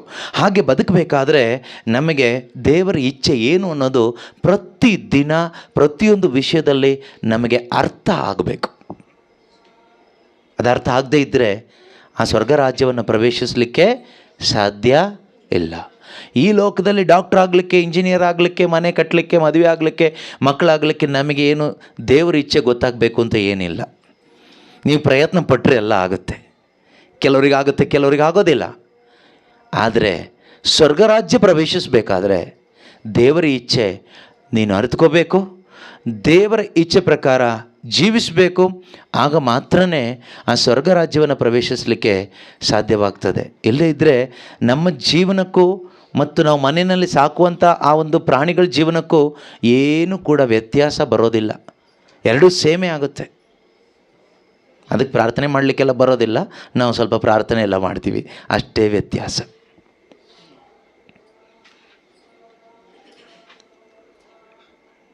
ಜ್ಞಾನೋಕ್ತಿಗಳ ಪುಸ್ತಕದಲ್ಲಿ 16ನೇ ಅಧ್ಯಾಯ, ಪ್ರೊವರ್ಬ್ಸ್ ಚಾಪ್ಟರ್ 16, ಅದರಲ್ಲಿ 1-2ನೇ ವಾಕ್ಯ ಹೇಳುತ್ತೆ. ಜ್ಞಾನೋಕ್ತಿಗಳ ಪುಸ್ತಕ ಅಧ್ಯಾಯ 16 ವಾಕ್ಯ 1-2, ಆಲೋಚನೆ ಮಾಡುವುದು ಮನುಷ್ಯನ ಇಚ್ಛೆ, ಅದನ್ನು ಸಫಲವಾಗಿಸುವುದು ಸರ್ವೇಶ್ವರನ ದೇವರ ಇಚ್ಛೆ. ಆಲೋಚನೆ ಮಾಡೋದು ಯಾರ ಇಚ್ಛೆ? ಅದನ್ನು ನೆರವೇರಿಸೋದು ಯಾರಂತೆ? ಹಾಂ. ಹಾಗಾದರೆ ನಾವು ಏನೆಲ್ಲ ಆಲೋಚನೆ ಮಾಡಿದರೆ ಎಲ್ಲವನ್ನ ದೇವರು ನೆರವೇರಿಸ್ತಾರೆ ಅಂತನಾ? ಇಲ್ಲ, ಖಂಡಿತವಾಗಲೂ ಇಲ್ಲ. ಆಲೋಚನೆ ಮಾಡೋದು ನಮ್ಮಿಚ್ಛೆ. ನಾವು ಆಲೋಚನೆ ಮಾಡ್ತಾನೇ ಇರ್ತೀವಿ ನಮ್ಮ ಇಚ್ಛೆ ಪ್ರಕಾರ. ನಾವೆಲ್ಲರೂ ಆಲೋಚನೆ ಮಾಡ್ತೀವ ಜೀವನದಲ್ಲಿ. ಯಾರ ಇಚ್ಛೆ ಪ್ರಕಾರ? ನಮ್ಮ ಇಚ್ಛೆ ಪ್ರಕಾರ, ಅಥವಾ ನಮ್ಮ ಜೊತೆಗಿರೋ ಮನುಷ್ಯರ ಇಚ್ಛೆ ಪ್ರಕಾರ. ನಮ್ಮ ಜೊತೆಗೆ ಮನುಷ್ಯರಿದ್ದಾರಲ್ವಾ, ಗಂಡ ಹೆಂಡತಿ, ಅಪ್ಪ ಅಮ್ಮ, ಫ್ರೆಂಡ್ಸ್, ಅವರು ಇವರು, ಊರವರು, ಬಂಧು ಬಳಗ ಎಲ್ಲ ಇದ್ದಾರೆ. ನಾವು ಅವ್ರ ಇಚ್ಛೆ ಪ್ರಕಾರನೂ ಆಲೋಚನೆ ಮಾಡ್ತೀವಿ, ನಮ್ಮ ಮನಸ್ಸಿನ ಪ್ರಕಾರನೂ ಆಲೋಚನೆ ಮಾಡ್ತೀವಿ. ಆದರೆ ಎಲ್ಲ ದೇವರು ಈಡೇರಿಸೋದಿಲ್ಲ. ದೇವರು ವಾಕ್ಯ ಏನು ಹೇಳುತ್ತೆ? ಅದನ್ನು ಸಫಲವಾಗಿಸುವುದು ಸರ್ವೇಶ್ವರನ ಇಚ್ಛೆ. ಹಾಗಾದರೆ ಇದರ ಅರ್ಥ ಏನು ಗೊತ್ತಾ? ನೀನು ಆಲೋಚನೆ ಮಾಡೋದು ದೇವ್ರ ಮೈಂಡಲ್ಲಿ ಇರೋದಾದರೆ ದೇವರು ಅದನ್ನು ನೆರವೇರಿಸ್ತಾರೆ. ನೀನು ಆಲೋಚನೆ ಮಾಡೋದು ದೇವರು ಆಲೋಚನೆ ಮಾಡಿದ್ದು ಒಂದೇ ಆದರೆ ಅದು ನೆರವೇರಿಸ್ತಾರೆ. ನೀನು ಆಲೋಚನೆ ಮಾಡೋದು ಒಂದು, ದೇವ್ರ ಮೈಂಡಲ್ಲಿರೋದು ಇನ್ನೊಂದಾದರೆ ಅದು ಈಡೇರೋದಿಲ್ಲ. ಆಗೇನಾಗುತ್ತೆ? ನಮ್ಮ ಜೀವನ ಒದ್ದಾಟ ಶುರುವಾಗುತ್ತೆ. ನಮ್ಮ ಜೀವನದಲ್ಲಿ ತುಂಬ ಟೆನ್ಷನ್ ಆಗುತ್ತೆ, ಭಯ ಆಗುತ್ತೆ, ನಿರಾಶೆ ಆಗುತ್ತೆ, ಕೋಪ ಬರುತ್ತೆ, ಬೇಜಾರು ಬರುತ್ತೆ, ಚಾಡಿ ಹೇಳ್ತೀವಿ, ದ್ವೇಷ, ಹಗೆತನ, ಎಲ್ಲ ಥರದ ಪೈಶಾಚಿಕ ಕಾರ್ಯಗಳನ್ನು ನಾವು ಮಾಡಲಿಕ್ಕೆ ಹೋಗ್ತೀವಿ. ಯಾವಾಗ? ನಮ್ಮ ಇಚ್ಛೆ ಈಡೇರದೆ ಹೋದಾಗ ಅದನ್ನು ಈಡೇರಿಸ್ಕೊಳ್ಳಿಕ್ಕೋಸ್ಕರ ನಾವು ಸುಳ್ಳು ಹೇಳ್ತೀವಿ, ಮೋಸ ಮಾಡ್ತೀವಿ, ಕಳ್ತನ ಮಾಡ್ತೀವಿ, ಅನ್ಯಾಯ ಮಾಡ್ತೀವಿ, ಮಾಟ ಮಂತ್ರಕ್ಕೆ ಹೋಗ್ತೀವಿ, ಎಲ್ಲ ಮಾಡ್ತೀವಿ. ಕೆಲವರು ಪ್ರಾರ್ಥನೆಯೂ ಮಾಡ್ತೀವಿ. ನಾವೆಷ್ಟೇ ಪ್ರಾರ್ಥನೆ ಮಾಡಿದರೂ ತಿಳ್ಕೊಳ್ಳಿ, ನಮ್ಮ ಇಚ್ಛೆನ ದೇವರು ಯಾವತ್ತೂ ಈಡೇರಿಸಲ್ಲ. ನಮ್ಮ ಇಚ್ಛೆನ ಯಾರಾದರೂ ದೇವರು ಈಡೇರಿಸ್ಬಿಟ್ರೆ ಅವ್ರು ದೇವರೇ ಅಲ್ಲ, ಪಿಶಾಚಿ ಆಗಿರ್ತಾನೆ. ಕೆಲವರು ಹೇಳ್ತಾರಲ್ವ, ನಾವು ಇಚ್ಛೆ ಪಟ್ಟ ಹಾಗೆ ದೇವರು ಎಲ್ಲ ಕೊಟ್ಬಿಟ್ರು ಅಂತ. ಅದು ನಿಮ್ಮ ದೇವರು. ಅದು ಇಹಲೋಕದ ಅಧಿಪತಿಯಾದ ಪಿಶಾಚಿ ಏನು ಮಾಡ್ತಾನೆ ಗೊತ್ತಾ? ನಾವು ಇಚ್ಛೆ ಪಟ್ಟಿದ್ದೆಲ್ಲ ಕೊಡ್ತಾನೆ. ಆದರೆ ನಿಜವಾದ ದೇವರು ಯೇಸು ಪ್ರಭು, ಸೃಷ್ಟಿಕರ್ತನಾದ ದೇವರು, ಮನುಷ್ಯ ಇಚ್ಛೆ ಪಟ್ಟಿದ್ದೆಲ್ಲ ಕೊಡೋದು. ಅವ್ರ ಇಚ್ಛೆ ಪ್ರಕಾರ ಏನಿದೆಯೋ ಅದನ್ನು ಕೊಡ್ತಾರೆ. ಅವ್ರ ಮೈಂಡಲ್ಲಿ ಏನಿದೆಯೋ ಅದನ್ನು ಮಾತ್ರ ಅವ್ರು ಕೊಡ್ತಾರೆ. ಅವ್ರ ಮೈಂಡಲ್ಲಿ ಇರೋದನ್ನೇ ನಾವು ಇಚ್ಛೆ ಪಡೋದಾದರೆ ಖಂಡಿತ ಅದು ಕೊಡ್ತಾರೆ. ಆದರೆ ನಾವೆಷ್ಟೋ ಬಾರಿ ದೇವ್ರ ಮೈಂಡಲ್ಲಿ ಏನಿದೆ, ದೇವ್ರ ಚಿತ್ತ ಏನು, ಈ ವಿಷಯದಲ್ಲಿ ದೇವ್ರ ಇಚ್ಛೆ ಏನು, ಈ ವಿಷಯದಲ್ಲಿ ದೇವ್ರ ಇಚ್ಛೆ ಏನು, ಈ ವಿಷಯದಲ್ಲಿ ದೇವ್ರ ಇಚ್ಛೆ ಏನು, ಇದನ್ನು ನಾವು ವಿವೇಚಿಸ್ತಾನೇ ಇಲ್ಲ, ಇದನ್ನು ನಾವು ಹುಡುಕ್ತಾನೇ ಇಲ್ಲ. ನಾವು ನಮ್ಮ ಮೈಂಡಿಗೆ ಯಾವುದು ಸರಿ ಅನಿಸುತ್ತೋ, ನಮಗೆ ಯಾವುದು ಖುಷಿ ಕೊಡುತ್ತೋ, ನಮಗೆ ಯಾವುದು ಇಷ್ಟ ಆಗುತ್ತೋ ಅದು ಬೇಕು ದೇವರೇ ಅಂತ ನಾವು ಹಠ ಮಾಡ್ತೀವಿ. ದೇವ್ರ ಹತ್ರ ಹಠ ಮಾಡಿ ದೇವರಿಗೆ ಕಮಿಷನ್ ಕೊಡ್ತೀವಿ, ಕಾಣಿಕೆ ಕೊಡ್ತೀವಿ, ಹರಕೆ ಹೊತ್ಕೊಳ್ತೀವಿ, ತಲೆ ಕೂದಲು ಕೊಡ್ತೀವಿ, ಕುರಿ ಕೊಡ್ತೀವಿ, ಕೋಳಿ ಕೊಡ್ತೀವಿ, ಹಣ ಕೊಡ್ತೀವಿ, ಎಲ್ಲ ಮಾಡ್ತೀವಿ. ಯಾತಕ್ಕೋಸ್ಕರ ಹೇಳಿ? ನನ್ನ ಇಚ್ಛೆ ಈಡೇರಬೇಕು ಅಂತ. ಅಲ್ಲಿ ನಾವು ಏನು ಮಾಡ್ತಾ ಇದ್ದೀವಿ ಗೊತ್ತಾ? ದೇವರ ಇಚ್ಛೆಗೆ ವಿರುದ್ಧವಾಗಿ ಹೋಗ್ತಾ ಇದ್ದೀವಿ, ಪವಿತ್ರಾತ್ಮನಿಗೆ ವಿರುದ್ಧ ಹೋಗ್ತಾ ಇದ್ದೀವಿ. ನಾವು ಮಾಡಬೇಕಾಗಿರೋದೇನಾಗಾದರೆ 3ನೇ ವಾಕ್ಯ ಹೇಳುತ್ತೆ, ನಿನ್ನ ಕಾರ್ಯಭಾರವನ್ನು ಸರ್ವೇಶ್ವರನಿಗೆ ವಹಿಸು. ನಿನ್ನ ಕಾರ್ಯಭಾರವನ್ನು, commit your work to the Lord, commit your ways to the Lord, commit yourself to the Lord. ನಿನ್ನ ಕಾರ್ಯಭಾರವನ್ನು, ನಿನ್ನನ್ನು, ನಿನ್ನ ಜೀವನವನ್ನು ಯಾರಿಗೆ ವಹಿಸು? ಏನು ಮಾಡ್ತಾರಂತೆ? ಅದು ನಿನ್ನ ಯೋಜನೆಯು. ಆಗ ಸಫಲವಾಗುವುದು ನಿನ್ನ ಯೋಜನೆಯು. ಈಗ ನನ್ನ ಆಲೋಚನೆಯನ್ನು ನಾನು ದೇವರಿಗೆ ಸರೆಂಡರ್ ಮಾಡಿಕೊಟ್ಟಾಗ ದೇವರ ಇಚ್ಛೆ ಪ್ರಕಾರ ಏನಾಗಬೇಕೋ ಅದು ನನ್ನ ಜೀವನದಲ್ಲಿ ನೆರವೇರುತ್ತೆ. ಸಿಂಪಲ್. ನಾವು ಹಠ ಹಿಡ್ಕೊಂಡು ಹಠಮಾರಿಗಳಾಗಿ ನಂದೇ ಆಗಬೇಕು, ನಾನು ಇಷ್ಟಪಟ್ಟಿದ್ದೇ ಆಗಬೇಕು, ನಾನು ಬೇಡ್ಕೊಂಡಿದ್ದೇ ಆಗಬೇಕು ಅಂತ ನಾವು ಹೋಗುವಾಗ ನಾವು ಹಾಳಾಗಿ ಹೋಗ್ತೀವಿ, ದೇವರಿಗೆ ಶತ್ರುಗಳಾಗಿ ಹೋಗ್ತೀವಿ, ಪಿಶಾಚಿಗೆ ನಾವು ಅಧೀನರಾಗಿ ಹೋಗ್ತೀವಿ. ನಾವು ಯೇಸು ಕ್ರಿಸ್ತರನ್ನ ನೋಡಿ ಕಲಿಬೇಕು. ನಾವು ಮಾತೆ ಮರಿಯಮ್ಮನವ್ರನ್ನ ನೋಡಿ ಕಲಿಬೇಕು. ನಾವು ಸುಮ್ಮನೆ ಜಪಸಾರ ಮಾಡಿದ್ರೆ ಆಗೋದಿಲ್ಲ, ನಾವು ಸುಮ್ಮನೆ ನವೇನ ಮಾಡಿದ್ರೆ ಆಗೋದಿಲ್ಲ, ನಾವು ಸುಮ್ಮನೆ ಚರ್ಚಿಗೆ ಹೋಗಿ ಬಂದರೆ ಆಗೋದಿಲ್ಲ. ಯೇಸುವನ್ನು ನೋಡಿ ಕಲಿಬೇಕು, ಮಾತೆ ಮರಿಯಳನ್ನು ನೋಡಿ ಕಲಿಬೇಕು.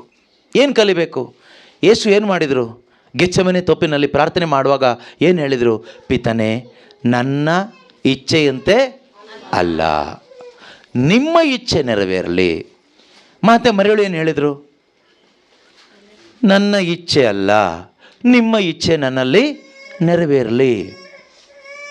ಹಾಗಾದರೆ ಮಾತೆ ಮರಿಯಳನ್ನು ಪ್ರೀತಿಸುವ, ಗೌರವಿಸುವ, ಯೇಸು ಕ್ರಿಸ್ತನನ್ನು ಆರಾಧಿಸುವ, ಪ್ರೀತಿಸುವ ನಾವು ನಿಜವಾಗಲೂ ನಮ್ಮ ಹೃದಯಾಂತರಾಳದಿಂದ ಏನು ಹೇಳಬೇಕು? ಅಪ್ಪ ತಂದೆಯೇ, ನನ್ನ ಇಚ್ಛೆ ಏನು ಬೇಡಪ್ಪ, ನಿನ್ನ ಇಚ್ಛೆ ಮಾತ್ರ ನನ್ನ ಜೀವನದಲ್ಲಿ ಈಡೇರಲಿ. ಅದೇನು ತೋರಿಸುತ್ತೆ ಗೊತ್ತಾ? ವಿಶ್ವಾಸ. ಅದೇನು ತೋರಿಸುತ್ತೆ? When you say it, when you surrender to the will of God, that shows your faith in God. It is not the prayer, it is the surrenderance to the will of God shows your faith in God. ನನಗೆ ದೇವರಲ್ಲಿ ವಿಶ್ವಾಸ ಇದೆ ಅನ್ನೋದು ಪ್ರಾರ್ಥನೆ ಮುಖಾಂತರ ಅಲ್ಲೇ ತೋರಿಸ್ಕೊಡ್ಬೇಕಾಗಿರೋದು. ಪ್ರಾರ್ಥನೆ ಎಲ್ಲರೂ ಮಾಡ್ತಾ ಇದ್ದಾರೆ, ಯಾರು ಮಾಡ್ತಾ ಇಲ್ಲ. ನನಗೆ ವಿಶ್ವಾಸ ಇದೆ ಅಂತ ತೋರಿಸ್ಕೊಡೋದು ಹೇಗೆ ಗೊತ್ತಾ? ಮಾತೆ ಮರಿಯಳ ಹಾಗೆ, ಯೇಸು ಕ್ರಿಸ್ತರ ಹಾಗೆ, ನನ್ನ ಇಚ್ಛೆ ಬೇಡ, ನಿನ್ನ ಇಚ್ಛೆ ಆಗ್ಲಪ್ಪ ಎಂದು ದೇವರ ಇಚ್ಛೆಗೆ, ದೇವರ ಆಲೋಚನೆಗೆ ನನ್ನ ಹೃದಯವನ್ನು, ನನ್ನ ಮನಸ್ಸನ್ನು, ನನ್ನ ಜೀವನವನ್ನು, ಕಷ್ಟ ಆದರೂ ಪರವಾಗಿಲ್ಲ, ನಷ್ಟ ಆದರೂ ಪರವಾಗಿಲ್ಲ, ಅವಮಾನ ಆದರೂ ಪರವಾಗಿಲ್ಲ, ತಿರಸ್ಕಾರ ಆದರೂ ಪರವಾಗಿಲ್ಲ, ಏನೇ ಆದರೂ ಪರವಾಗಿಲ್ಲ ಅಂತ ದೇವರಿಚ್ಛೆಗೆ ನಾವು ಬಿಟ್ಟುಕೊಡ್ತೀವಲ್ಲ, ಅದೇ ದೊಡ್ಡ ವಿಶ್ವಾಸ. ಆ ರೀತಿ ಒಂದು ವಿಶ್ವಾಸದ ಜೀವನ ಜೀವಿಸಿದವರಿಗೆ ಸ್ವರ್ಗ ರಾಜ್ಯ ಗ್ಯಾರಂಟಿ. ಸ್ವರ್ಗ ಅನ್ನೋದು ಚೀಪಾದೊಂದು ಜಾಗ ಅಲ್ಲ, ಆಯಿತಾ? ಕಮಿಷನ್ ಕೊಟ್ಟು ಹೋಗ್ಲಿಕ್ಕಾಗೋ ಜಾಗ ಅಲ್ಲ. ಪ್ರಪಂಚದಲ್ಲಿ ಎಲ್ಲಿ ಬೇಕಾದರೂ ಕಮಿಷನ್ ಎಲ್ಲ ಕೊಟ್ಟರೆ ಹೋಗ್ಬೋದು. ಆದರೆ ಸ್ವರ್ಗ ರಾಜ್ಯಕ್ಕೆ ಪ್ರವೇಶಿಸಬೇಕಾದ್ರೆ ಅದು ಉಚಿತವಾಗಿ ಯೇಸು ಕ್ರಿಸ್ತರು ನಮಗಾಗಿ ಓಪನ್ ಮಾಡಿ ಇಟ್ಟಿದ್ದಾರೆ, ಕೃಪೆಯಿಂದ ವಿಶ್ವಾಸದ ಮುಖಾಂತರ. ವಾಕ್ಯ ಏನು ಹೇಳುತ್ತೆ? You are saved by grace through faith. ನೀನು ಕೃಪೆಯಿಂದ ವಿಶ್ವಾಸದ ಮುಖಾಂತರ ಅದನ್ನು ಪ್ರವೇಶಿಸಲಿಕ್ಕಾಗ್ತದೆ. ಎಫೆಸದವರಿಗೆ ಬರೆದ ಪತ್ರಿಕೆ 2ನೇ ಅಧ್ಯಾಯ 8ನೇ ವಚನದಲ್ಲಿ ನಾವು ಓದ್ತೀವಿ, ನಾವು ಹೇಗೆ ಆ ರಕ್ಷಣೆಗೆ ಬರಲಿಕ್ಕಾಗ್ತದೆ, ಹೇಗೆ ಆ ಸ್ವರ್ಗ ರಾಜ್ಯಕ್ಕೆ ಬರಲಿಕ್ಕಾಗ್ತದೆ. ಒಂದೇ ದಾರಿ, ಕೃಪೆ, ವಿಶ್ವಾಸ. ಕೃಪೆ, ವಿಶ್ವಾಸ.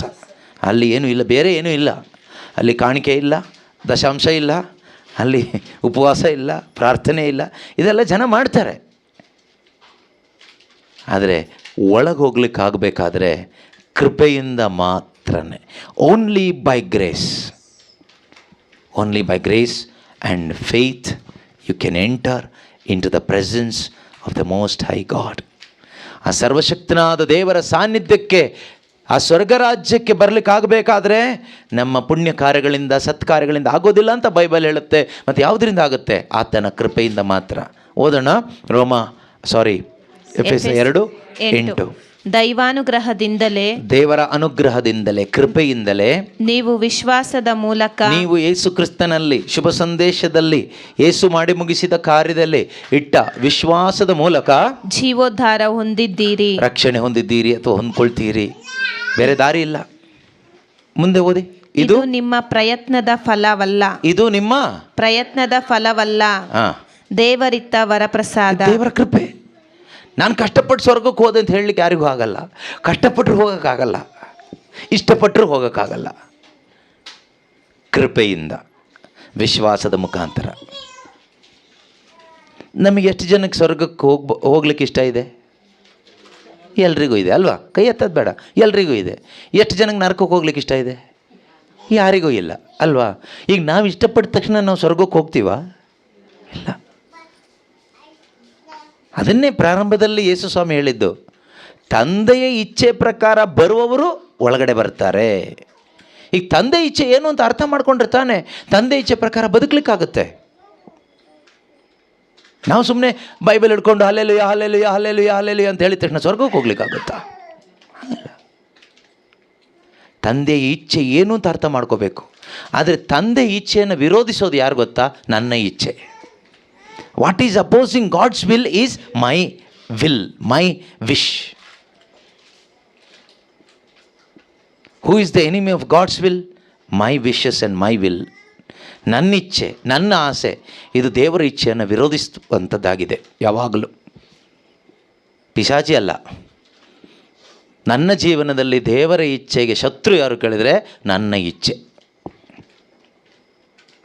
ಈ ನನ್ನ ಇಚ್ಛೆ, ನನ್ನ ಇಚ್ಛೆ, ನನ್ನ ಆಸೆ, ನನ್ನ ಬಯಕೆ ಅಂತ ನಾವು ಹೋಗಿ ಹಾಳಾಗಿ ಹೋಗ್ತೀವಿ. ಬಿಟ್ಟರೆ ಅಲ್ಲಿ ರಕ್ಷಣೆ ಪಡ್ಕೊಳ್ಳಿಕ್ಕೆ ಆಗೋದಿಲ್ಲ. ದೇವರಿಂದ ನಾವು ದೂರ ಹೋಗ್ತೀವಿ. ದೇವರ ಇಚ್ಛೆಗೆ ಬರಬೇಕಾದ್ರೆ ವಾಕ್ಯ ಕೇಳಿಸ್ಕೊಂಡ ಹಾಗೆ ನಿನ್ನ ಕಾರ್ಯಭಾರವನ್ನು ದೇವರಿಗೆ ವಹಿಸು, ಆಗ ಸಫಲವಾಗುವುದು ನಿನ್ನ ಯೋಜನೆಯು. ಎರಡನೇ ವಾಕ್ಯ ಜ್ಞಾನೋಕ್ತಿ 16:2 ಹೇಳುತ್ತೆ, ಮನುಷ್ಯನ ನಡತೆಯೆಲ್ಲ ಸ್ವಂತ ದೃಷ್ಟಿಗೆ ಶುದ್ಧ. ನಮ್ಮಲ್ಲಿ ಯಾರಾದರೂ ನಾವು ಒಪ್ಕೊಳ್ತೀವ ನಾನು ಕೆಟ್ಟವನು, ನಾನು ಕೆಟ್ಟವಳು ಅಂತ? ಯಾರಾದರೂ ನಮ್ಮನ್ನು ಬೆಟ್ಟು ತೋರಿಸಿದ್ರೆ ನಮಗೇನು ಅನಿಸುತ್ತೆ? ಈಗ ನಾನು ಇವ್ರಿಗೆ ಬೆಟ್ಟು ತೋರಿಸಿ ನಿಮ್ಮಂಥ ಕೆಟ್ಟವ್ರು ಯಾರೂ ಇಲ್ಲ ಅಂತ ಹೇಳಿದರೆ ಇವ್ರಿಗೆ ಏನಾಗುತ್ತೆ? ಬೇಜಾರಾಗುತ್ತೋ ಇಲ್ವೋ? ಕೋಪ ಬರುತ್ತೋ ಇಲ್ವೋ? ನಾಳೆಯಿಂದ ತಿರುಗಿ ನೋಡ್ತೀರಾ? ನೋಡಲ್ಲ. ನನ್ನನ್ನೇ ಕೆಟ್ಟವಳು ಅಂತೀಯಾ? ದೇವ್ರನ್ನೇ ನೋಡ್ಕೊಳ್ತಾರೆ ಬಿಡು. ಮನಸ್ಸಲ್ಲೇ ಬೈಕೊಳ್ಳೋದಿಲ್ವಾ? ಸ್ವಲ್ಪ ಕೆಟ್ಟವರಾಗಿದ್ದರೆ ಅಷ್ಟು ಫೀಲ್ ಆಗಲ್ಲ. ತುಂಬ ಒಳ್ಳೆಯವರಾಗಿದ್ದರೆ ಡೈಲಿ ಚರ್ಚಿಗೆ ಹೋಗ್ತಾರೆ, ಪ್ರಾರ್ಥನೆ ಮಾಡ್ತಾರೆ, ಏನು ಯಾರಿಗೂ ಮೋಸ ಮಾಡಲ್ಲ, ಅಂಥವ್ರಿಗೆ ಕೆಟ್ಟವ್ರು ಅಂದ್ಬಿಟ್ರೆ ಅಲ್ವಾ?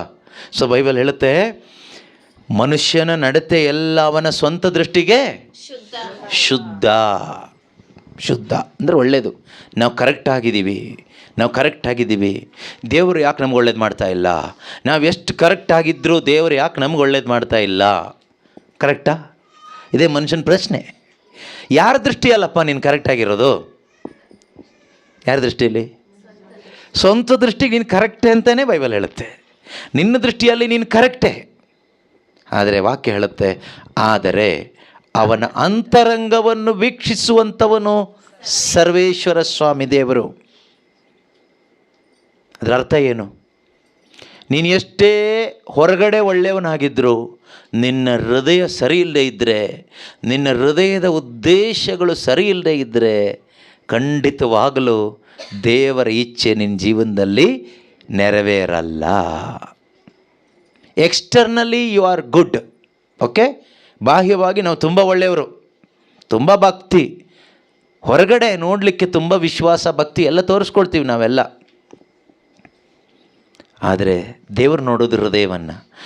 if the motive of your heart is not right, okay, the intentions of your heart, motives of your heart is not right, you cannot enjoy the will of God in your life. ನಿನ್ನ ಹೃದಯದ ಉದ್ದೇಶ ಸರಿ ಇಲ್ಲದೆ ಇದ್ದರೆ, ದೇವರ ಇಚ್ಛೆ ಪ್ರಕಾರ ಇಲ್ಲದೆ ಇದ್ದರೆ, ದೇವರಲ್ಲಿರ್ತಕ್ಕಂಥ ಆ ಸಂತೋಷವನ್ನು ಅಥವಾ ಆನಂದವನ್ನು ಅನುಭವಿಸ್ಲಿಕ್ಕೆ ಆಗಲ್ಲ. ದೇವರ ಚಿತ್ತ ಏನು ಗೊತ್ತಾ? ನಾವೆಲ್ಲರೂ ಆನಂದವಾಗಿ ಬದುಕಬೇಕು ಅಂತ.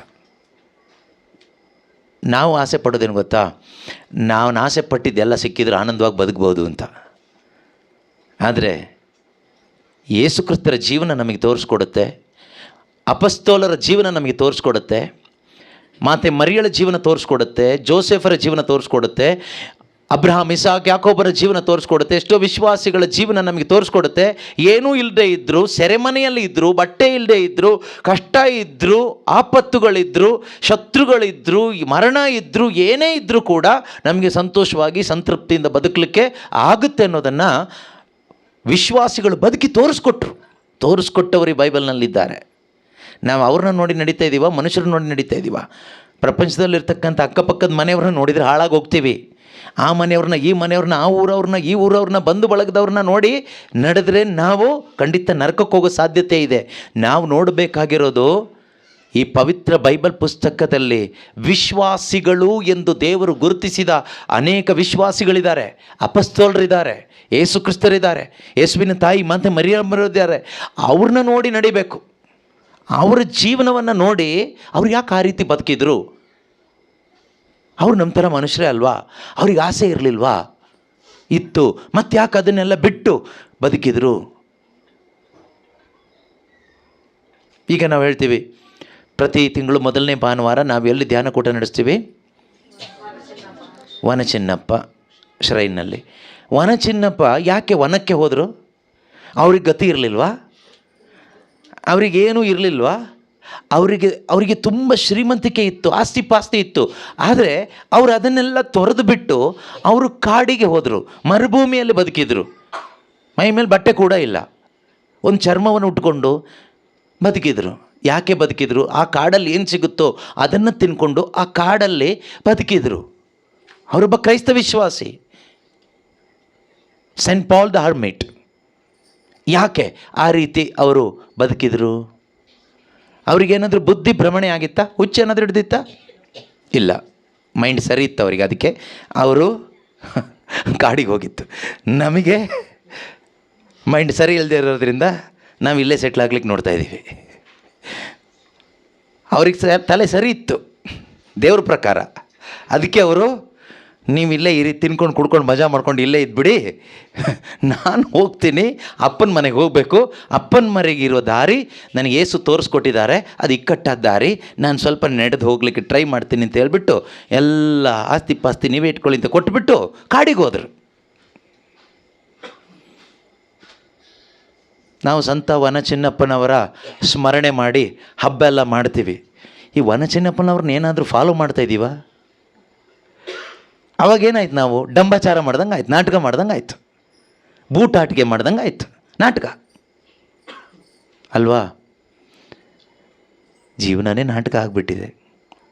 ಯಾವ ನಾಟಕನೂ ಸರ್ವಶಕ್ತನಾದ ದೇವರ ಮುಂದೆ ನಡೆಯೋದಿಲ್ಲ. ಅದಕ್ಕೆ ವಾಕ್ಯ ಹೇಳಿತ್ತು, 2ನೇ ವಾಕ್ಯ ಈಗ ಓದಿದ್ರಲ್ಲ, ಏನಂತ? ಮನುಷ್ಯನ ನಡತೆ ಎಲ್ಲ ಸ್ವಂತ ದೃಷ್ಟಿಗೆ ಶುದ್ಧ, ಆದರೆ ಅವನ ಅಂತರಂಗವನ್ನು ವೀಕ್ಷಿಸುವಂತವನು ಸರ್ವೇಶ್ವರ. ಅವನ ಅಂತರಂಗವನ್ನು ವೀಕ್ಷಿಸುವಂತವನು. What is the motive of your heart, your life?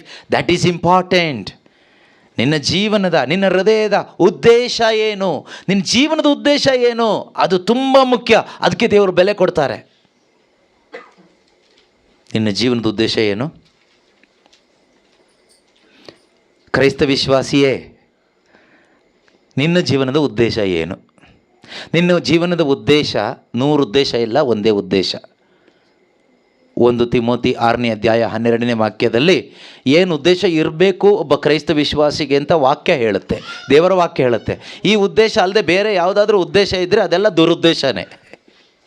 ಈ ಉದ್ದೇಶ ಒಂದಲ್ಲದೆ ಬೇರೆ ಯಾವುದಾದ್ರೂ ಉದ್ದೇಶ ಒಬ್ಬ ಕ್ರೈಸ್ತ ವಿಶ್ವಾಸಿಯ ಹೃದಯದಲ್ಲಿದ್ದರೆ ಅದೆಲ್ಲ ದುರುದ್ದೇಶಗಳೇ. ನಮ್ಮ ದೃಷ್ಟಿಗೆ ಮನುಷ್ಯನ ಉದ್ದೇಶಗಳೆಲ್ಲ ಒಳ್ಳೆಯದೇ. ನಾವು ಒಳ್ಳೆ ಉದ್ದೇಶ ಇಟ್ಕೊಂಡು ಮನೆ ಕಟ್ಟಿದ್ವಿ ಬ್ರದರ್, ನಾವು ಒಳ್ಳೆ ಉದ್ದೇಶ ಇಟ್ಕೊಂಡು ಗಾಡಿ ತೊಗೊಂಡ್ವಿ ಬ್ರದರ್, ನಾವು ಒಳ್ಳೆ ಉದ್ದೇಶ ಇಟ್ಕೊಂಡು ದಾನ ಧರ್ಮ ಮಾಡಿದ್ವಿ, ನಾವು ಒಳ್ಳೆ ಉದ್ದೇಶ ಇಟ್ಕೊಂಡು ಪ್ರಾರ್ಥನೆ ಮಾಡಿದ್ವಿ. ಯಾವ ಒಳ್ಳೆ ಉದ್ದೇಶ?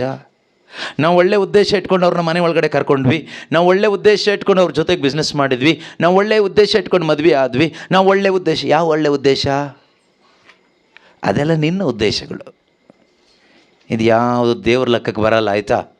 ಅದರಿಂದ ನಿಮ್ಮ ಎಲ್ಲ ಉದ್ದೇಶಗಳನ್ನ ಸೈಡಿಗಿಡಿ, ಪ್ರಯೋಜನ ಇಲ್ಲ. ಅದು ದೇವರು ಹೃದಯವನ್ನು ನೋಡ್ತಾರೆ. ಈ ಹೃದಯದ ಉದ್ದೇಶ, ಒಬ್ಬ ಕ್ರೈಸ್ತ ವಿಶ್ವಾಸಿ ನೀನಾಗಿದ್ದರೆ ನಿನ್ನ ಹೃದಯದ ಉದ್ದೇಶ ಇದು ಮಾತ್ರನೇ ಆಗಿರಬೇಕು ಅಂತ ಬೈಬಲ್ ಹೇಳುತ್ತೆ, ದೇವರ ವಾಕ್ಯ ಹೇಳುತ್ತೆ. ಇದು ಇದೆಯಾ ಜೀವನದಲ್ಲಿ? ನೀವು ಭಾಗ್ಯವಂತರು. ಈ ಉದ್ದೇಶ ಇಲ್ವಾ? ನಿರ್ಭಾಗ್ಯರು. ಯಾವುದು ಉದ್ದೇಶ? ನಿತ್ಯ ಜೀವವೆಂಬ ಬಹುಮಾನವನ್ನು ಗಳಿಸಲು. ನಿತ್ಯ ಜೀವ, ಇಟರ್ನಲ್ ಲೈಫ್, ನಿತ್ಯ ಜೀವ ಎಂಬ ಬಹುಮಾನವನ್ನು ಗಳಿಸುವುದಕ್ಕೋಸ್ಕರ ವಿಶ್ವಾಸವೆಂಬ ಪಂದ್ಯದಲ್ಲಿ, ವಿಶ್ವಾಸದ ಒಂದು ಪಂದ್ಯ ಓಟದಲ್ಲಿ ಉತ್ತಮ ಓಟಗಾರನಾಗಿ ಓಡು. ವಿಶ್ವಾಸ ಎಂಬ ಓಟದ ಪಂದ್ಯದಲ್ಲಿ ಉತ್ತಮವಾದ ಓಟಗಾರನಾಗಿ ಓಡು. ಇದಕ್ಕಾಗಿಯೇ ದೇವರು ನಿನ್ನನ್ನು ಆರಿಸಿಕೊಂಡಿದ್ದರೆಂಬುದನ್ನು ಮರೆಯಬೇಡ. ಇದಕ್ಕಾಗಿಯೇ ದೇವರು ನಿನ್ನನ್ನು ಆರಿಸಿಕೊಂಡರೆಂಬುದನ್ನು ಮರೆಯಬೇಡ. ದೀಕ್ಷಾ ಸ್ನಾನದ ಮುಖಾಂತರವಾಗಿ ನಿನ್ನನ್ನು ಯೇಸು ಕ್ರಿಸ್ತನ ದೇಹ ಎಂಬ ಸಭೆಗೆ ಒಂದು ಅಂಗವಾಗಿ, ಯೇಸುವಿನ ದೇಹದ ಒಂದು ಅಂಗವಾಗಿ ನಿನ್ನನ್ನು ಆರಿಸಿಕೊಂಡಿದ್ದಾರೆ. ಯಾಕೆ ಆರಿಸಿಕೊಂಡಿದ್ದಾರೆ? ಪವಿತ್ರಾತ್ಮರನ್ನು ನಿನಗೆ ಕೊಟ್ಟು, ಒಂದು ಹೊಸ ಹೆಸರನ್ನು ಕೊಟ್ಟು ನಿನ್ನನ್ನು ಸಭೆಯಲ್ಲಿ, ಧರ್ಮಸಭೆಯಲ್ಲಿ ಒಂದು ಅಂಗವಾಗಿ ಯಾಕೆ ಆರಿಸ್ಕೊಂಡ್ರು? ಯಾಕೆ ಆರಿಸ್ಕೊಂಡ್ರು? ಭಾನುವಾರ ಚರ್ಚಿಗೆ ಬರಲಿಕ್ಕ ಅಲ್ಲ, ಬರಬೇಕು, ಆದರೆ ಅದಕ್ಕೆಲ್ಲ ಆರಿಸ್ಕೊಂಡಿದ್ದು. ಪ್ರಾರ್ಥನೆ ಮಾಡಲಿಕ್ಕ ಅಲ್ಲ, ಮೈಕ್ ಹಿಡ್ಕೊಂಡು ಅಲ್ಲಲ್ಲಿ ಊರೂರು ಸುತ್ತಕೊಂಡು ವಾಕ್ಯ ಹೇಳ್ಕೊಂಡು ಹಾಡು ಹೇಳ್ಕೊಂಡಿರ್ಲಿಕ್ಕ ಖಂಡಿತ ಅಲ್ಲ. ಮತ್ತಿನ್ಯಾವುದಕ್ಕೆ? ನೀನೇನು ಮಾಡ್ತೀಯೋ ಮಾಡಲ್ವೋ, ನಿತ್ಯ ಜೀವ ಎಂಬ ಬಹುಮಾನವನ್ನು ಗೆಲ್ಲಬೇಕು. ಆ ಒಂದು ಕಿರೀಟವನ್ನು ನಿನ್ನದಾಗಿಸ್ಕೋಬೇಕು. ನಿತ್ಯ ಜೀವ ಎಂಬ ಬಹುಮಾನವನ್ನು ಗೆಲ್ಲಬೇಕು ಎಂಬ ಆಸೆ ಹೃದಯದಲ್ಲಿ ಇಲ್ಲದೆ ಇದ್ದರೆ ನೀನೊಂದು ರೀತಿ ಸತ್ತ ವಿಶ್ವಾಸಿನೇ. ನಮ್ಮ ಹೃದಯದ ಆಸೆ, ಒಬ್ಬ ನಿಜವಾದ ವಿಶ್ವಾಸಿಯ, ನಿಜವಾದ ಕ್ರೈಸ್ತ ವಿಶ್ವಾಸಿಯ ಆಸೆ ಏನು ಗೊತ್ತಾ? ಈ ಲೋಕದ ಆಸೆ ಅಲ್ಲ. ಲೋಕದ ಆಸೆ ಬರೋದಿಲ್ಲ ಅಂತಲ್ಲ, ಲೋಕದ ಆಸೆಗಳೆಲ್ಲರಲ್ಲೂ ಬರುತ್ತೆ. ಎಲ್ಲ ಮನುಷ್ಯನಿಗೂ ಲೋಕದ ಆಸೆ ಬರುತ್ತೆ. ಆದರೆ ಇದನ್ನು ಜಯಿಸ್ಲಿಕ್ಕಾಗುತ್ತೆ ದೇವರ ಕೃಪೆಯಿಂದ. ಕೃಪೆ ಇರೋ ವ್ಯಕ್ತಿ ನೀನಾದರೆ, ಪವಿತ್ರಾತ್ಮನಲ್ಲಿದ್ದರೆ ಖಂಡಿತವಾಗ್ಲೂ ಈ ಆಸೆಗಳನ್ನ ಜಯಿಸಲಿಕ್ಕೆ ಸಾಧ್ಯ ಇದೆ. ಬಟ್ ನನಗೆ ಬರುವ ಲೋಕದ ಆಸೆಗಳ ಪ್ರಕಾರ ನಾನು ಬದುಕಿದ್ರೆ ಏನಾಗ್ತೀನಿ ಗೊತ್ತಾ? ನಾನು ದೇವರಿಂದ ದೂರ ಹೋಗ್ತೀನಿ. ರೋಮ 8:13 ವಾಕ್ಯ ಹೇಳುತ್ತೆ. ರೋಮನರಿಗೆ ಬರೆದ ಪತ್ರಿಕೆ ಅಧ್ಯಾಯ 8 ವಾಕ್ಯ 13 ಈ ರೀತಿಯಾಗಿ ನಾವು ಓದ್ತೀವಿ, ನೀವು ಶರೀರದ ಮನಸ್ಸಿನ ಆಸೆಗಳಿಗೆ ಇಷ್ಟಗಳಿಗೆ ಅನುಸಾರವಾಗಿ ಬಾಳಿದರೆ ಖಂಡಿತವಾಗಿಯೂ ಸಾಯುವಿರಿ. ಯಾರು ಹೇಳಿದ್ದು? ದೇವರು ಹೇಳಿದ ಮಾತಿದು, ಮನುಷ್ಯನ ಮಾತಲ್ಲ, ಆಯಿತಾ? ಮನುಷ್ಯನ ಮಾತಿಗೆ ಜಾಸ್ತಿ ತಲೆ ಕೆಡಿಸ್ಕೋಬೇಡಿ. ನಾಳೆ ನಿನ್ನ ಸಾಯಿಸ್ಬಿಡ್ತೀನಿ ಅಂತ ಯಾರಾದರೂ ಹೇಳಿದ್ರೆ ಟೆನ್ಷನ್ ಏನು ಮಾಡ್ಕೋಬೇಡಿ. ಯೇಸು ಏನು ಹೇಳ್ತಾರೆ ಹೇಳಿ? ಸಾಯಿಸ್ಬೋದಷ್ಟೇ, ಬಾಕಿ ಏನು ಮಾಡೋಕ್ಕಾಗಲ್ಲ. ಅದರಿಂದ ಯಾರಿಗೆ ಹೆದರಿ? ಸತ್ತ ಮೇಲೂ ನಿನ್ನ ದೇಹ ಆತ್ಮವನ್ನು ನರಕಕ್ಕೆ ದಬ್ಬಲು ಅಧಿಕಾರವುಳ್ಳ ಆತನಿಗೆ ಭಯಪಡಿ. ನಾವು ಯಾರಿಗೆ ಭಯಪಟ್ಕೊಂಡು ಬದುಕ್ತಾ ಇದ್ದೀವಿ? ಮನುಷ್ಯರಿಗೆ ಭಯಪಟ್ಕೊಂಡು ಬದುಕಿದ್ರೆ ಏನೂ ಸಿಗಲ್ಲ, ಏನು ಪ್ರಯೋಜನ ಇಲ್ಲ. ಭಯದಲ್ಲೇ ಬದುಕಬೇಕಾಗುತ್ತೆ, ಗುಲಾಮತನದಲ್ಲಿ ಬದುಕಬೇಕಾಗುತ್ತೆ. ಓಕೆ, ವಾಕ್ಯ ಓದೋಣ. ನಿತ್ಯ ಜೀವವೆಂಬ ಬಹುಮಾನವನ್ನು ಗಳಿಸಲು. ಅದು 1 ತಿಮೋಥಿ 6:12. ಅದು ಓಕೆ, ಓದಿ. ನಿತ್ಯ ಜೀವವೆಂಬ ಬಹುಮಾನವನ್ನು ಗೆಲ್ಲಲು ವಿಶ್ವಾಸವೆಂಬ ಪಂದ್ಯದಲ್ಲಿ, ವಿಶ್ವಾಸ ಎಂಬ ಆ ಒಂದು ಪಂದ್ಯದಲ್ಲಿ ಉತ್ತಮ ಓಟಗಾರನಾಗಿ ಓಡು. ಇದಕ್ಕಾಗಿಯೇ ದೇವರು ನಿನ್ನನ್ನು ಆರಿಸಿಕೊಂಡಿರೆಂಬುದನ್ನು ಮರೆಯಬೇಡ. ಇದಕ್ಕಾಗಿಯೇ ದೇವರು ನಿನ್ನನ್ನು ಆರಿಸಿಕೊಂಡಿದ್ದಾರೆ ಎಂಬುದನ್ನು ಮರೆಯಬೇಡ. ಈಗ ರೋಮ 8:13. ನೀವು ಶರೀರ ಸ್ವಭಾವಕ್ಕೆ ಅನುಸಾರವಾಗಿ ನಡೆದರೆ. ಈಗ ನೀವು ವಿಶ್ವಾಸಿಗಳಾಗಿದ್ದೀರಿ, ಓಕೆ, ಪವಿತ್ರಾತ್ಮರನ್ನು ಸ್ವೀಕಾರ ಮಾಡಿದ್ದೀರಿ, ನಿತ್ಯ ಜೀವ ಗುರಿಯಾಗಿಟ್ಟುಕೊಂಡು ಬದುಕಬೇಕು ಅಂತ ಮುಂದೆ ಬಂದಿದ್ದೀರಿ. ಆದರೆ ನೀವು ಮತ್ತೆ ಶರೀರದ ಇಚ್ಛೆಗಳಿಗೆ, ಮನಸ್ಸಿನ ಇಚ್ಛೆಗಳಿಗೆ ಅನುಸಾರವಾಗಿ ಬದುಕಿದರೆ ಖಂಡಿತವಾಗಿ ಸಾಯುವಿರಿ. ನೀವು ಹೇಳ್ಬೋದು, ಅವಾಗ ನಾನು ಇಷ್ಟು ದಿವಸ ಮನಸ್ಸಿನ ಇಚ್ಛೆ ಪ್ರಕಾರ ಬದುಕಿದ್ದೀನಿ, ಸತ್ಯ ಹೋಗಿಲ್ಲ. ಎಷ್ಟೋ ಜನ ಕುಡುಕರಿದ್ದಾರೆ, ಏನೇನೋ ಮಾಡ್ತಾರೆ, ಅವ್ರ ಇಚ್ಛೆ ಪ್ರಕಾರ ಬದುಕ್ತಾರೆ, ಸತ್ಯ ಹೋಗಿಲ್ಲ. ಬೈಬಲ್ ಹೇಳುತ್ತೆ ನೀವು ಶರೀರ ಸ್ವಭಾವಕ್ಕೆ ಅನುಸಾರವಾಗಿ ಬದುಕಿದರೆ ಸಾಯುವಿರಿ. ಆ ವಾಕ್ಯದ ಪ್ರಕಾರ ಸತ್ತೋಗ್ಬೇಕಲ್ವಾ. ಸಾವಂದ್ರೆ ಆ ರೀತಿ ಅಲ್ಲ.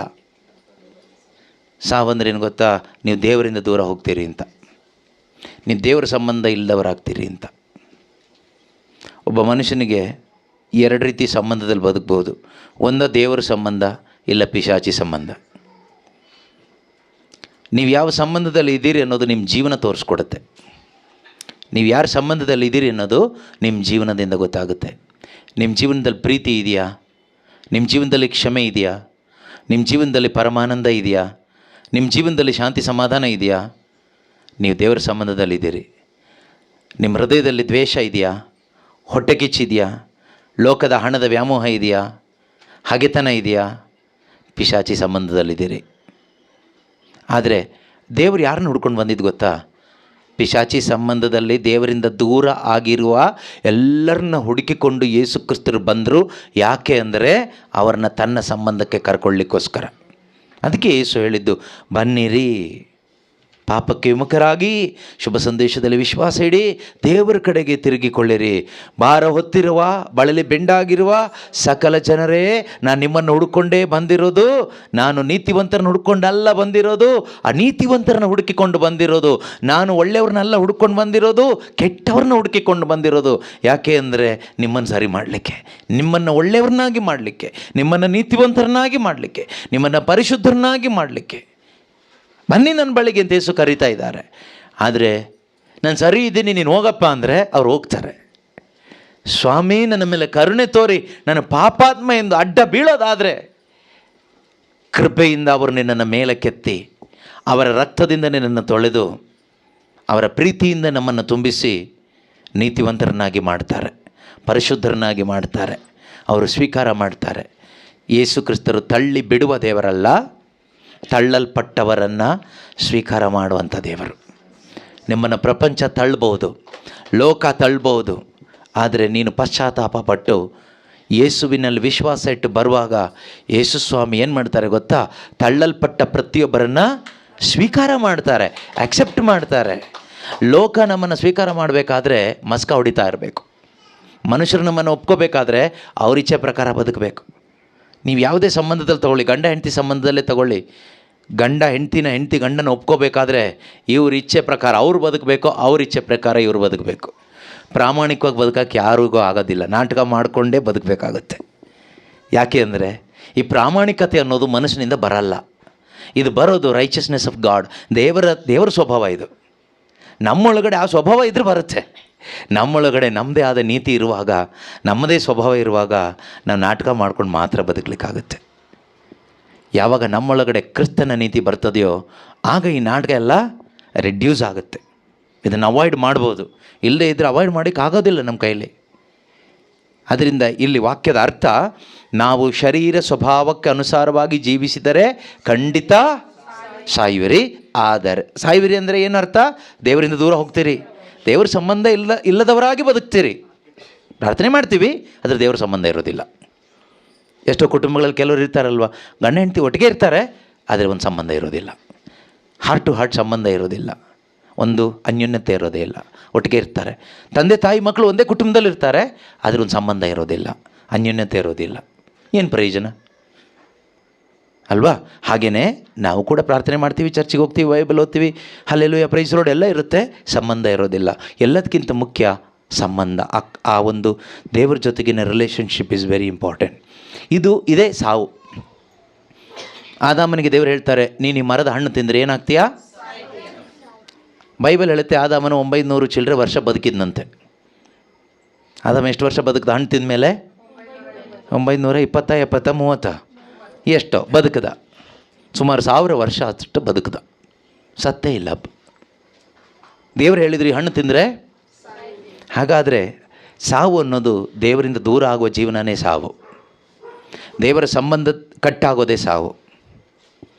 ಆದಾಮ ಯಾವಾಗ ಡಿಸೊಬೆ ಆದ್ನೋ, ದೇವರಿಗೆ ಅವಿಧೇಯನಾದ್ನೋ, ಅವನು ದೇವ್ರ ಪಾಲಿಗೆ ಸತ್ತ. ಕೆಲವು ಟೈಮ್ ನಾವು ಹೇಳ್ತೀವಲ್ವ, ನೀನು ನನ್ನ ಪಾಲಿಗೆ ಸತ್ತೋಗ್ಬಿಟ್ಟೆ ಕಣೋ. ಇಲ್ಲ, ಅದರ ಅರ್ಥ ಅವನು ಸತ್ತಿದ್ದಾನೆ ಅಂತಲ್ಲ. ನನಗೂ ನಿನಗೂ ಇನ್ನೇನಿಲ್ಲ, ಸಂಬಂಧ ಇಲ್ಲ ಅಂತ ಅರ್ಥ. ಕೆಲವು ಮನೇಲಿ ಅಪ್ಪ ಬಂದರೆ ಕೋಪ ಬಂದರೆ ಹೇಳ್ತಾರೆ, ನೀನು ನನ್ನ ಪಾಲಿಗೆ ಯಾವತ್ತೋ ಸತ್ತೋಗ್ಬಿಟ್ಟೆ, ನೀನು ಸತ್ತೋಗ್ಬಿಟ್ಟೆ ಅಂತ ಹೇಳಿದ ಮೇಲೆ ಅವ್ನು ಮತ್ತೆ 20 ವರ್ಷ ಬದುಕಿರ್ತಾನೆ ಅಲ್ವಾ? ಅದೇ ರೀತಿಯಲ್ಲಿ ನಾವೆಷ್ಟೋ ಜನ ದೇವರ ಪಾಲಿಗೆ ಸತ್ತವರಾಗಿಯೇ ಇದ್ದೀವಿ. ಇನ್ನು ಸತ್ತಂತ ನಮಗೆ, ದೇವರ ಪಾಲಿಗೆ ಸತ್ತವರಾಗಿರೋ ನಮಗೆ ಜೀವ ಕೊಡಲಿಕ್ಕೆ ಯೇಸು ಕ್ರಿಸ್ತರು ಬಂದಿದ್ದು. ಯೋಹಾನ 10:10 ಯೇಸು ಹೇಳ್ತಾರೆ, ನಾನು ಬಂದಿರುವುದು ಯಾರಿಗೆ ಜೀವ ನೀಡಲಿಕ್ಕೆ? ದೇವರ ಸಂಬಂಧವನ್ನು ಕಡಿದುಕೊಂಡು ಆತ್ಮಿಕವಾಗಿ ದೇವರಿಂದ ದೂರವಾಗಿ ಸತ್ತ ಅವಸ್ಥೆಯಲ್ಲಿ ಬದುಕುತ್ತಿರುವ ಎಲ್ಲ ಮನುಷ್ಯನಿಗೂ ಜೀವ ಕೊಡಲಿಕ್ಕೇ ಯೇಸು ಕ್ರಿಸ್ತರು ಬಂದಿದ್ದು. ಅದಕ್ಕೆ ನಾನು ಮೊದಲು ಹೇಳಿದ್ದು, Jesus Christ is the life. ಅವರೇ ನಿಜವಾದ ಜೀವ. ಆ ಯೇಸುವನ್ನು ನಾವು ಬರಮಾಡಿಕೊಂಡಾಗ ನಮಗೊಂದು ಸಂಬಂಧ ಸಿಗುತ್ತೆ, ದೇವರ ಜೊತೆಗೆ ನಮ್ಮ ಸಂಬಂಧ ಪ್ರಾರಂಭ ಆಗುತ್ತೆ. ಅದು ಪ್ರಾರಂಭ ಆದ ಮೇಲೇ ದೇವರ ಇಚ್ಛೆ ಏನು ಅಂತ ನಮಗೆ ಅರ್ಥ ಮಾಡಿಕೊಳ್ಳಲಿಕ್ಕೆ ಸಾಧ್ಯ ಆಗುತ್ತೆ. ಯೇಸು ಇಲ್ಲದೆ ದೇವರ ಇಚ್ಛೆ ಏನು ಅಂತ ಅರ್ಥ ಆಗಲ್ಲ. ಯೇಸು ನಮ್ಮಲ್ಲಿದ್ದರೆ ಮಾತ್ರ ದೇವರ ಇಚ್ಛೆಯನ್ನು ನಾವು ಹುಡುಕ್ತೀವಿ, ದೇವರ ಇಚ್ಛೆ ಏನು ಅಂತ ಅರ್ಥ ಮಾಡ್ಕೊಳ್ಳಿಕ್ಕೂ ಜೀವಿಸಲಿಕ್ಕೂ ನಮ್ಮಿಂದ ಸಾಧ್ಯ ಆಗುತ್ತೆ. ಅದರಿಂದ ದೇವರು ನಮ್ಮಿಂದ ಬಯಸೋದನ್ನು ನಾವು ಮಾಡುವ ದೇವರ ಮಕ್ಕಳಾಗೋಣ. ನಮ್ಮಲ್ಲಿ ಯಾರಿಗಾದರೂ ದೇವರ ಸಂಬಂಧ ಇಲ್ಲದೆ ಜೀವನ ಹಾಳು ಮಾಡಿಕೊಂಡಿದ್ದರೆ ದೇವರು ನಮಗೆ ಇವತ್ತು ಒಂದು ಒಳ್ಳೆಯ ಅವಕಾಶ ಮಾಡಿಕೊಟ್ಟಿದ್ದಾರೆ ದೇವರ ಸಂಬಂಧಕ್ಕೆ ಮರಳಿ ಬರಲಿಕ್ಕೆ. ನೋಡಿ, ಈ ಪ್ರಪಂಚದಲ್ಲಿ ದೇವರು ನಮ್ಮನ್ನು ಇನ್ನೂ ಯಾಕೆ ಇಟ್ಟಿದ್ದಾರೆ ಗೊತ್ತಾ? ಸಾಯಿಸ್ದೇನೆ. ಯಾವತ್ತೂ ಸಾಯಿಸಬೇಕಾಗಿತ್ತು ನಾವು ಮಾಡೋ ಪಾಪಕ್ಕೆ. ಆದರೆ ಪಾಪದ ಸಂಬಳ ಮರಣ ಆಗಿದ್ದರೂ ಕೂಡ ದೇವರು ನಮ್ಮನ್ನು ಇನ್ನೂ ಕೂಡ ಇಟ್ಟಿದ್ದಾರೆ. ಯಾಕೆ ಇಟ್ಟಿದ್ದಾರೆ ಗೊತ್ತಾ? ನಾವು ಪಶ್ಚಾತ್ತಾಪ ಪಟ್ಟು ಪಾಪಕ್ಕೆ ವಿಮುಖರಾಗಿ ಆ ದೇವರ ಸಂಬಂಧಕ್ಕೆ ವಾಪಸ್ ಬರಲಿಕ್ಕೇ ನಮ್ಮನ್ನು ಇನ್ನೂ ಕೂಡ ಜೀವಂತವಾಗಿ ಇಟ್ಟಿದ್ದಾರೆ. ನಾವು ಒಳ್ಳೆಯವರಾಗಿರೋದ್ರಿಂದನೋ, ನಾವು ಮಾಡಿದ ಪುಣ್ಯನೋ, ಯಾರೋ ಮಾಡಿದ ಪ್ರಾರ್ಥನೆಯೂ ಅಲ್ಲ, ದೇವರ ಕರುಣೆಯಿಂದ ನಾವು ಉಳಿದಿದ್ದೀವಿ ಅಷ್ಟೇ. ದೇವರು ಪ್ರತಿದಿನ ನಮ್ಮ ಮೇಲೆ ಕರುಣೆ ತೋರಿಸ್ತಾ ಇದ್ದಾರೆ. ಯಾಕೆ ಈ ಕರುಣೆ ತೋರಿಸ್ತಾ ಇದ್ದಾರೆ ಗೊತ್ತಾ? ನಾವು ಮಾನಸಾಂತರ ಪಡಲಿಕ್ಕೆ. ರೋಮನರಿಗೆ ಬರೆದ ಪತ್ರಿಕೆ 4:2-4 ಅನಿಸುತ್ತೆ, 2ನೇ ಅಧ್ಯಾಯ 4ನೇ ವಾಕ್ಯ, ಲಾಸ್ಟ್ ವಾಕ್ಯ ಸಾಕು. ರೋಮನರಿಗೆ ಬರೆದ ಪತ್ರಿಕೆ, ದೇವರ ಅಪಾರ ದಯೆ ಅಥವಾ ಕರುಣೆಯನ್ನು, ಶಾಂತಿ ಸಹನೆಯನ್ನು ಉಪೇಕ್ಷಿಸುತ್ತೀಯೋ.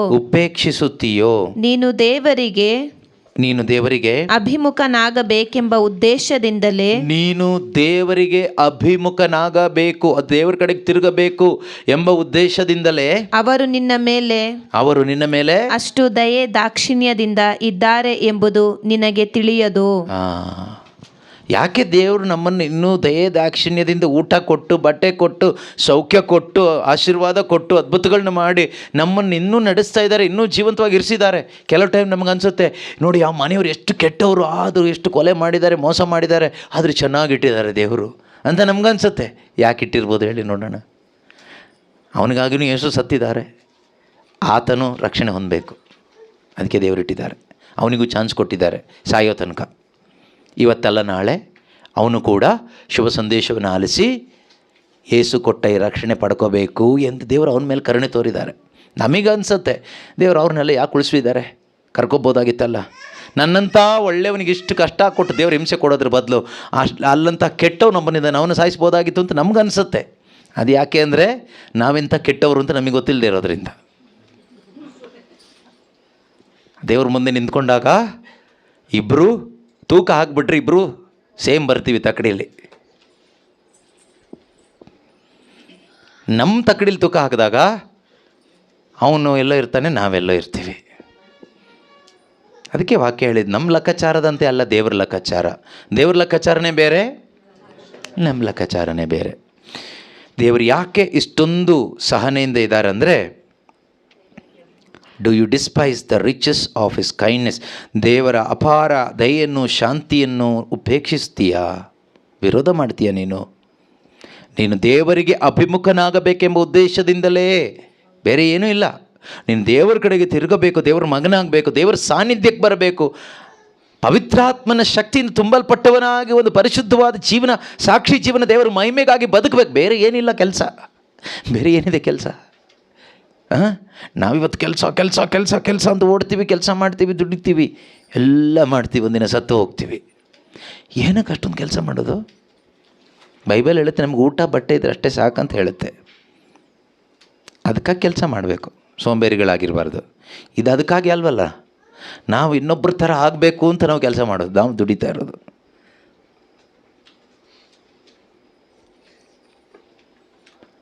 ದುಡ್ಡಿಗಾಗಿ ಬದುಕ್ತಾ ಇದ್ದೀವಾ ಅಥವಾ ಯೇಸುಗಾಗಿ ಬದುಕ್ತಾ ಇದ್ದೀವಾ? ಇಡೀ ಪ್ರಪಂಚ ಇವತ್ತು ಬದುಕ್ತಾ ಇರೋದು ದುಡ್ಡಿಗಾಗಿ. ದುಡ್ಡಿದ್ರೇ ಎಲ್ಲನೂ ಒಂದು ಸುಳ್ಳನ್ನು ನಂಬಿ ಬದುಕ್ತಾ ಇದ್ದೀವಿ. ನಾವು ಬದುಕಬೇಕಾಗಿರೋದು, ಕ್ರೈಸ್ತ ವಿಶ್ವಾಸಿಗಳಾದ ನಾವು ಬದುಕಬೇಕಾಗಿರೋದು ಯೇಸು ಕ್ರಿಸ್ತನಿಗಾಗಿ, ದೇವರ ಮಹಿಮೆಗಾಗಿ. ದೇವರು ನಮ್ಮನ್ನು ಸೃಷ್ಟಿ ಮಾಡಿರೋದು ಲೋಕಕ್ಕಾಗಿ ಅಲ್ಲ, ಸ್ವರ್ಗಕ್ಕಾಗಿ, ದೇವರಿಗಾಗಿ, ಯೇಸುವಿಗಾಗಿ. ಇದನ್ನು ನಾವು ಅರ್ಥ ಮಾಡಿಕೊಂಡು ವಿಶ್ವಾಸದ ಜೀವನವನ್ನು ನಾವು ಜೀವಿಸಬೇಕು. ಅದಲ್ಲೇ ಸುಮ್ಮನೆ ನಾವು ಹಾಡು ಹೇಳಿದ ತಕ್ಷಣ ವಿಶ್ವಾಸಿಗಳಾಗಲ್ಲ, ಜೀವನ ಜೀವಿಸಬೇಕು. ಆ ಜೀವನ ಜೀವಿಸಬೇಕಾದ್ರೆ ನಮಗೆ ದೇವರ ಚಿತ್ತ ಪ್ರತಿದಿನ ತಿಳ್ಕೋಬೇಕು. ಪ್ರತಿದಿನ ದೇವರ ಚಿತ್ತ ನಮ್ಗೆ ಅರ್ಥ ಆಗಬೇಕಾದ್ರೆ ನಮ್ಮ ಹೃದಯದಲ್ಲಿ ಯಾರು ಜೀವಿಸ್ತಾ ಇರಬೇಕು? ಯೇಸು ಜೀವಿಸ್ತಾ ಇರಬೇಕು. ಯೇಸು ಇದ್ದರೆ ಮಾತ್ರ ದೇವರ ಇಚ್ಛೆ ಪ್ರಕಾರ ನಮ್ಮ ಜೀವನ ಮುಂದಕ್ಕೆ ಹೋಗುತ್ತೆ. ಇಲ್ಲದೇ ಇದ್ದರೆ ನಮ್ಮ ಇಚ್ಛೆ ಪ್ರಕಾರ ಹೋಗುತ್ತೆ, ಪಿಶಾಚಿ ಇಚ್ಛೆ ಪ್ರಕಾರ ಹೋಗುತ್ತೆ, ಲಾಸ್ಟಿಗೆ ಅದು ನಿತ್ಯ ನಾಶಕ್ಕೆ ಕೊಂಡೊಯ್ಯುತ್ತೆ. ಆದ್ದರಿಂದ ದೇವರು ನಮಗೆ ಕೊಡ್ತಾ ಇರುವ ಕರೆ ಏನು ಅಂದರೆ, ಮಾನಸಾಂತರ ಪಡಿ, ದೇವರ ಕಡೆಗೆ ತಿರುಗಿಕೊಳ್ಳಿ, ಸ್ವರ್ಗ ರಾಜ್ಯ ಸಮೀಪಿಸಿದೆ. ಇದೇ ಬೈಬಲ್ನ ಮುಖ್ಯ ಉಪದೇಶ. ಬೈಬಲ್ನ ಮುಖ್ಯ ಉಪದೇಶ ಏನು ಗೊತ್ತಾ? ನೀವೆಲ್ಲ ಪ್ರಾರ್ಥನೆ ಮಾಡಿ ಎಲ್ಲ ಒಳ್ಳೆಯದಾಗುತ್ತೆ ಅಲ್ಲ. ಅದು ಇವತ್ತಿನ ಕರಿಸ್ಮ್ಯಾಟಿಕ್ ಧ್ಯಾನದ ಉಪದೇಶ. ಯಾಕಂದ್ರೆ ಜನ ಜಾಸ್ತಿ ಬರ್ತಾರೆ ಅದೆಲ್ಲ ಹೇಳಿದರೆ. ಹಾಗೆ ಹೇಳುವಾಗ ನಮಗೆ ಖುಷಿ ಆಗುತ್ತೆ. ಪಾಪ ಜೀವನವನ್ನು ಬಿಟ್ಟು ಬಿಡಿ, ಪಾಪ ಜೀವನಕ್ಕೆ ವಿಮುಖರಾಗಿ ದೇವರ ಕಡೆಗೆ ತಿರುಗಿ ಪರಿಶುದ್ಧವಾದ ಜೀವನವನ್ನು ಜೀವಿಸಲಿಕ್ಕೋಸ್ಕರ ಆ ಪವಿತ್ರಾತ್ಮನ ಶಕ್ತಿಗಾಗಿ ದಾಹಗೊಂಡು ಪ್ರಾರ್ಥಿಸಿ, ಆ ಪವಿತ್ರಾತ್ಮರಿಂದ ತುಂಬಲ್ಪಡಿ, ದೇವರ ಇಚ್ಛೆ ಏನು ಅಂತ ತಿಳ್ಕೊಳ್ಳಿ, ದೇವರ ದಾರಿಯಲ್ಲಿ ನಡೆಯಿರಿ. ಇದು ದೇವರು ನಮಗೆ ಹೇಳುವಂಥ ವಾಕ್ಯ. ಬೈಬಲ್ನ ಮುಖ್ಯ ಬೋಧನೆ ಇದೇನೆ. ಇದರಿಂದ ನಮಗೇನು ಸಿಗುತ್ತೆ ಕೇಳಿದರೆ ನಿತ್ಯ ಜೀವ ಸಿಗುತ್ತೆ. ನಿತ್ಯ ಜೀವಕ್ಕಾಗಿ ಈ ಬೈಬಲ್ ಯಾಕೆ ಕೇಳಿದರೆ ನಿತ್ಯ ಜೀವ, ನಿತ್ಯ ಜೀವದ ದಾರಿ ಇದು ನಮಗೆ ಕಲಿಸ್ಕೊಡುತ್ತೆ. ನಿತ್ಯ ಜೀವಕ್ಕೆ ಹೋಗಬೇಕಾದ ಉಪದೇಶಗಳು ಇದರಲ್ಲಿದೆ. ಆದ್ದರಿಂದ ನಾವು ನಮ್ಮ ಇಚ್ಛೆಯಂತೆ ಅಲ್ಲ, ದೇವರ ಇಚ್ಛೆಯಂತೆ ಆಗಲಿ ನಮ್ಮ ಜೀವನದಲ್ಲಿ, ನಮ್ಮ ಕುಟುಂಬದಲ್ಲಿ ಎಂದು ನಾವು ಪ್ರಾರ್ಥಿಸೋಣ. ಎದ್ದು ನಿಂತ್ಕೊಳ್ಳೋಣ. ಒಳ್ಳೆಯ ದೇವರೇ, ನೀವು ನಮ್ಮನ್ನು ಅಪಾರವಾಗಿ ಪ್ರೀತಿಸಿ ನಮ್ಮೆಲ್ಲರ ರಕ್ಷಣೆಗಾಗಿ ನಿಮ್ಮ ಏಕೈಕ ಕುಮಾರನಾದ ಪ್ರಭು ಯೇಸು ಕ್ರಿಸ್ತರನ್ನೇ ಧಾರೆ ಎರೆದಿದ್ದೀರಿ. ಯೇಸುವೆ, ನಾವು ಸಾಯಬೇಕಾದ ಸ್ಥಳದಲ್ಲಿ ನೀವು ನಮಗೋಸ್ಕರ ಯಾತನೆಯನ್ನು ಅನುಭವಿಸಿ ನಮಗಾಗಿ ಮೃತರಾಗಿದ್ದೀರಿ. ನಾವು ಪಾಪದ ಪಾಲಿಗೆ ಸತ್ತವರಾಗಿ ಸತ್ಯಕ್ಕಾಗಿ ಜೀವಿಸಲು ಶಕ್ತರಾಗುವಂತೆ ಕರ್ತನೆ, ನೀವು ನಮಗಾಗಿ ಯಾತನೆ ಮರಣದ ಮುಖಾಂತರವಾಗಿ ದಾರಿ ತೋರಿಸಿಕೊಟ್ಟಿದ್ದೀರಿಯಪ್ಪ. ನಿಮ್ಮ ದೇಹದ ಮುಖಾಂತರವಾಗಿ ನಮಗೆ ಸೌಖ್ಯ ಲಭಿಸಿದೆ. ನಿಮ್ಮ ಆ ದೇಹದಲ್ಲಾದ ಗಾಯಗಳು ನಮಗೆ ಸಂಪೂರ್ಣವಾದ ಆತ್ಮಿಕವಾದ ಸೌಖ್ಯವನ್ನು, ಪಾಪ ಕ್ಷಮೆಯನ್ನು ತಂದು ಕೊಟ್ಟಿದೆಯಪ್ಪ. ಈ ಒಂದು ಸಮಯದಲ್ಲಿ ಸ್ವಲ್ಪ ಸಮಯ ನಾವು ಧ್ಯಾನ ಮಾಡೋಣ. ಕಣ್ಣುಗಳನ್ನು ಮುಚ್ಚಿ ಯೇಸುವಿನ ಶಿಲುಬೆಯನ್ನು ಧ್ಯಾನಿಸಿ. ನಾವೆಷ್ಟೋ ಬಾರಿ ನಮ್ಮ ಜೀವನದಲ್ಲಿ ನಮ್ಮ ಕಷ್ಟವನ್ನೇ ನಾವು ಧ್ಯಾನ ಮಾಡ್ತೀವಿ. ಈ ಒಂದು ಸಮಯದಲ್ಲಿ ದೇವರ ಕಷ್ಟವನ್ನು ಧ್ಯಾನ ಮಾಡಿ ನೋಡೋಣ. ದೇವರು ನಮಗಾಗಿ ಎಷ್ಟು ಕಷ್ಟಪಟ್ಟರು. ದೇವರು ನಮಗೋಸ್ಕರ, ನಮ್ಮ ಮೇಲಿನ ಪ್ರೀತಿಯಿಂದ ನಮ್ಮನ್ನು ರಕ್ಷಣೆ ಮಾಡೋದಕ್ಕೋಸ್ಕರ ಎಷ್ಟು ಅವಮಾನ, ಕಷ್ಟ, ತಿರಸ್ಕಾರ, ಏಟು ಪೆಟ್ಟುಗಳನ್ನು ದೇವರು ಮನುಷ್ಯನಾಗಿ ಬಂದು ಆ ಶಿಲುಬೆಯ ಮೇಲೆ ಅನುಭವಿಸಿದ್ರು. ಯೋಚನೆ ಮಾಡಿ. ಈ ಯೇಸುವಿಗಾಗಿ ನಾವೇನು ಅನುಭವಿಸ್ತಾ ಇದ್ದೀವಿ? ನಾವು ದೇವರಿಂದ ಬರೀ ಸುಖ ಮಾತ್ರ ಬಯಸ್ತಾ ಇದ್ದೀವಲ್ಲಪ್ಪ.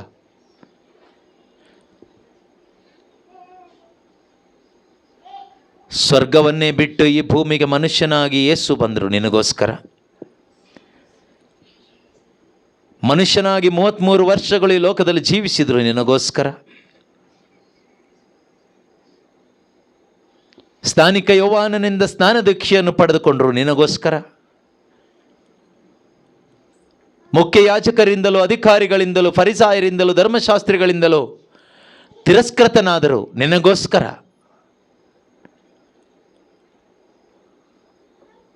ಪಿಲಾತನ ಅರಮನೆಯ ಮುಂದೆ ಅಪರಾಧಿಯ ಸ್ಥಾನದಲ್ಲಿ ನಿಂತರು ನಿನಗೋಸ್ಕರ.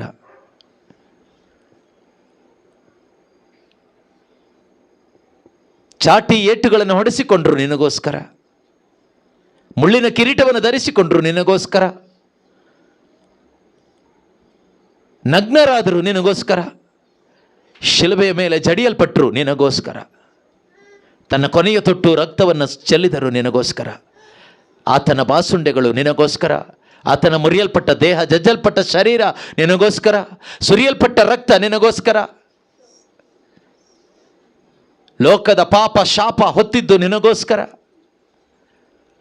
ಕ್ಷಣ ಮಾತ್ರ ತಂದೆಯಿಂದ ಪಾಪ ಸ್ವರೂಪಿಯಾಗಿ ದೂರವಾಗಿದ್ದು ನಿನಗೋಸ್ಕರ.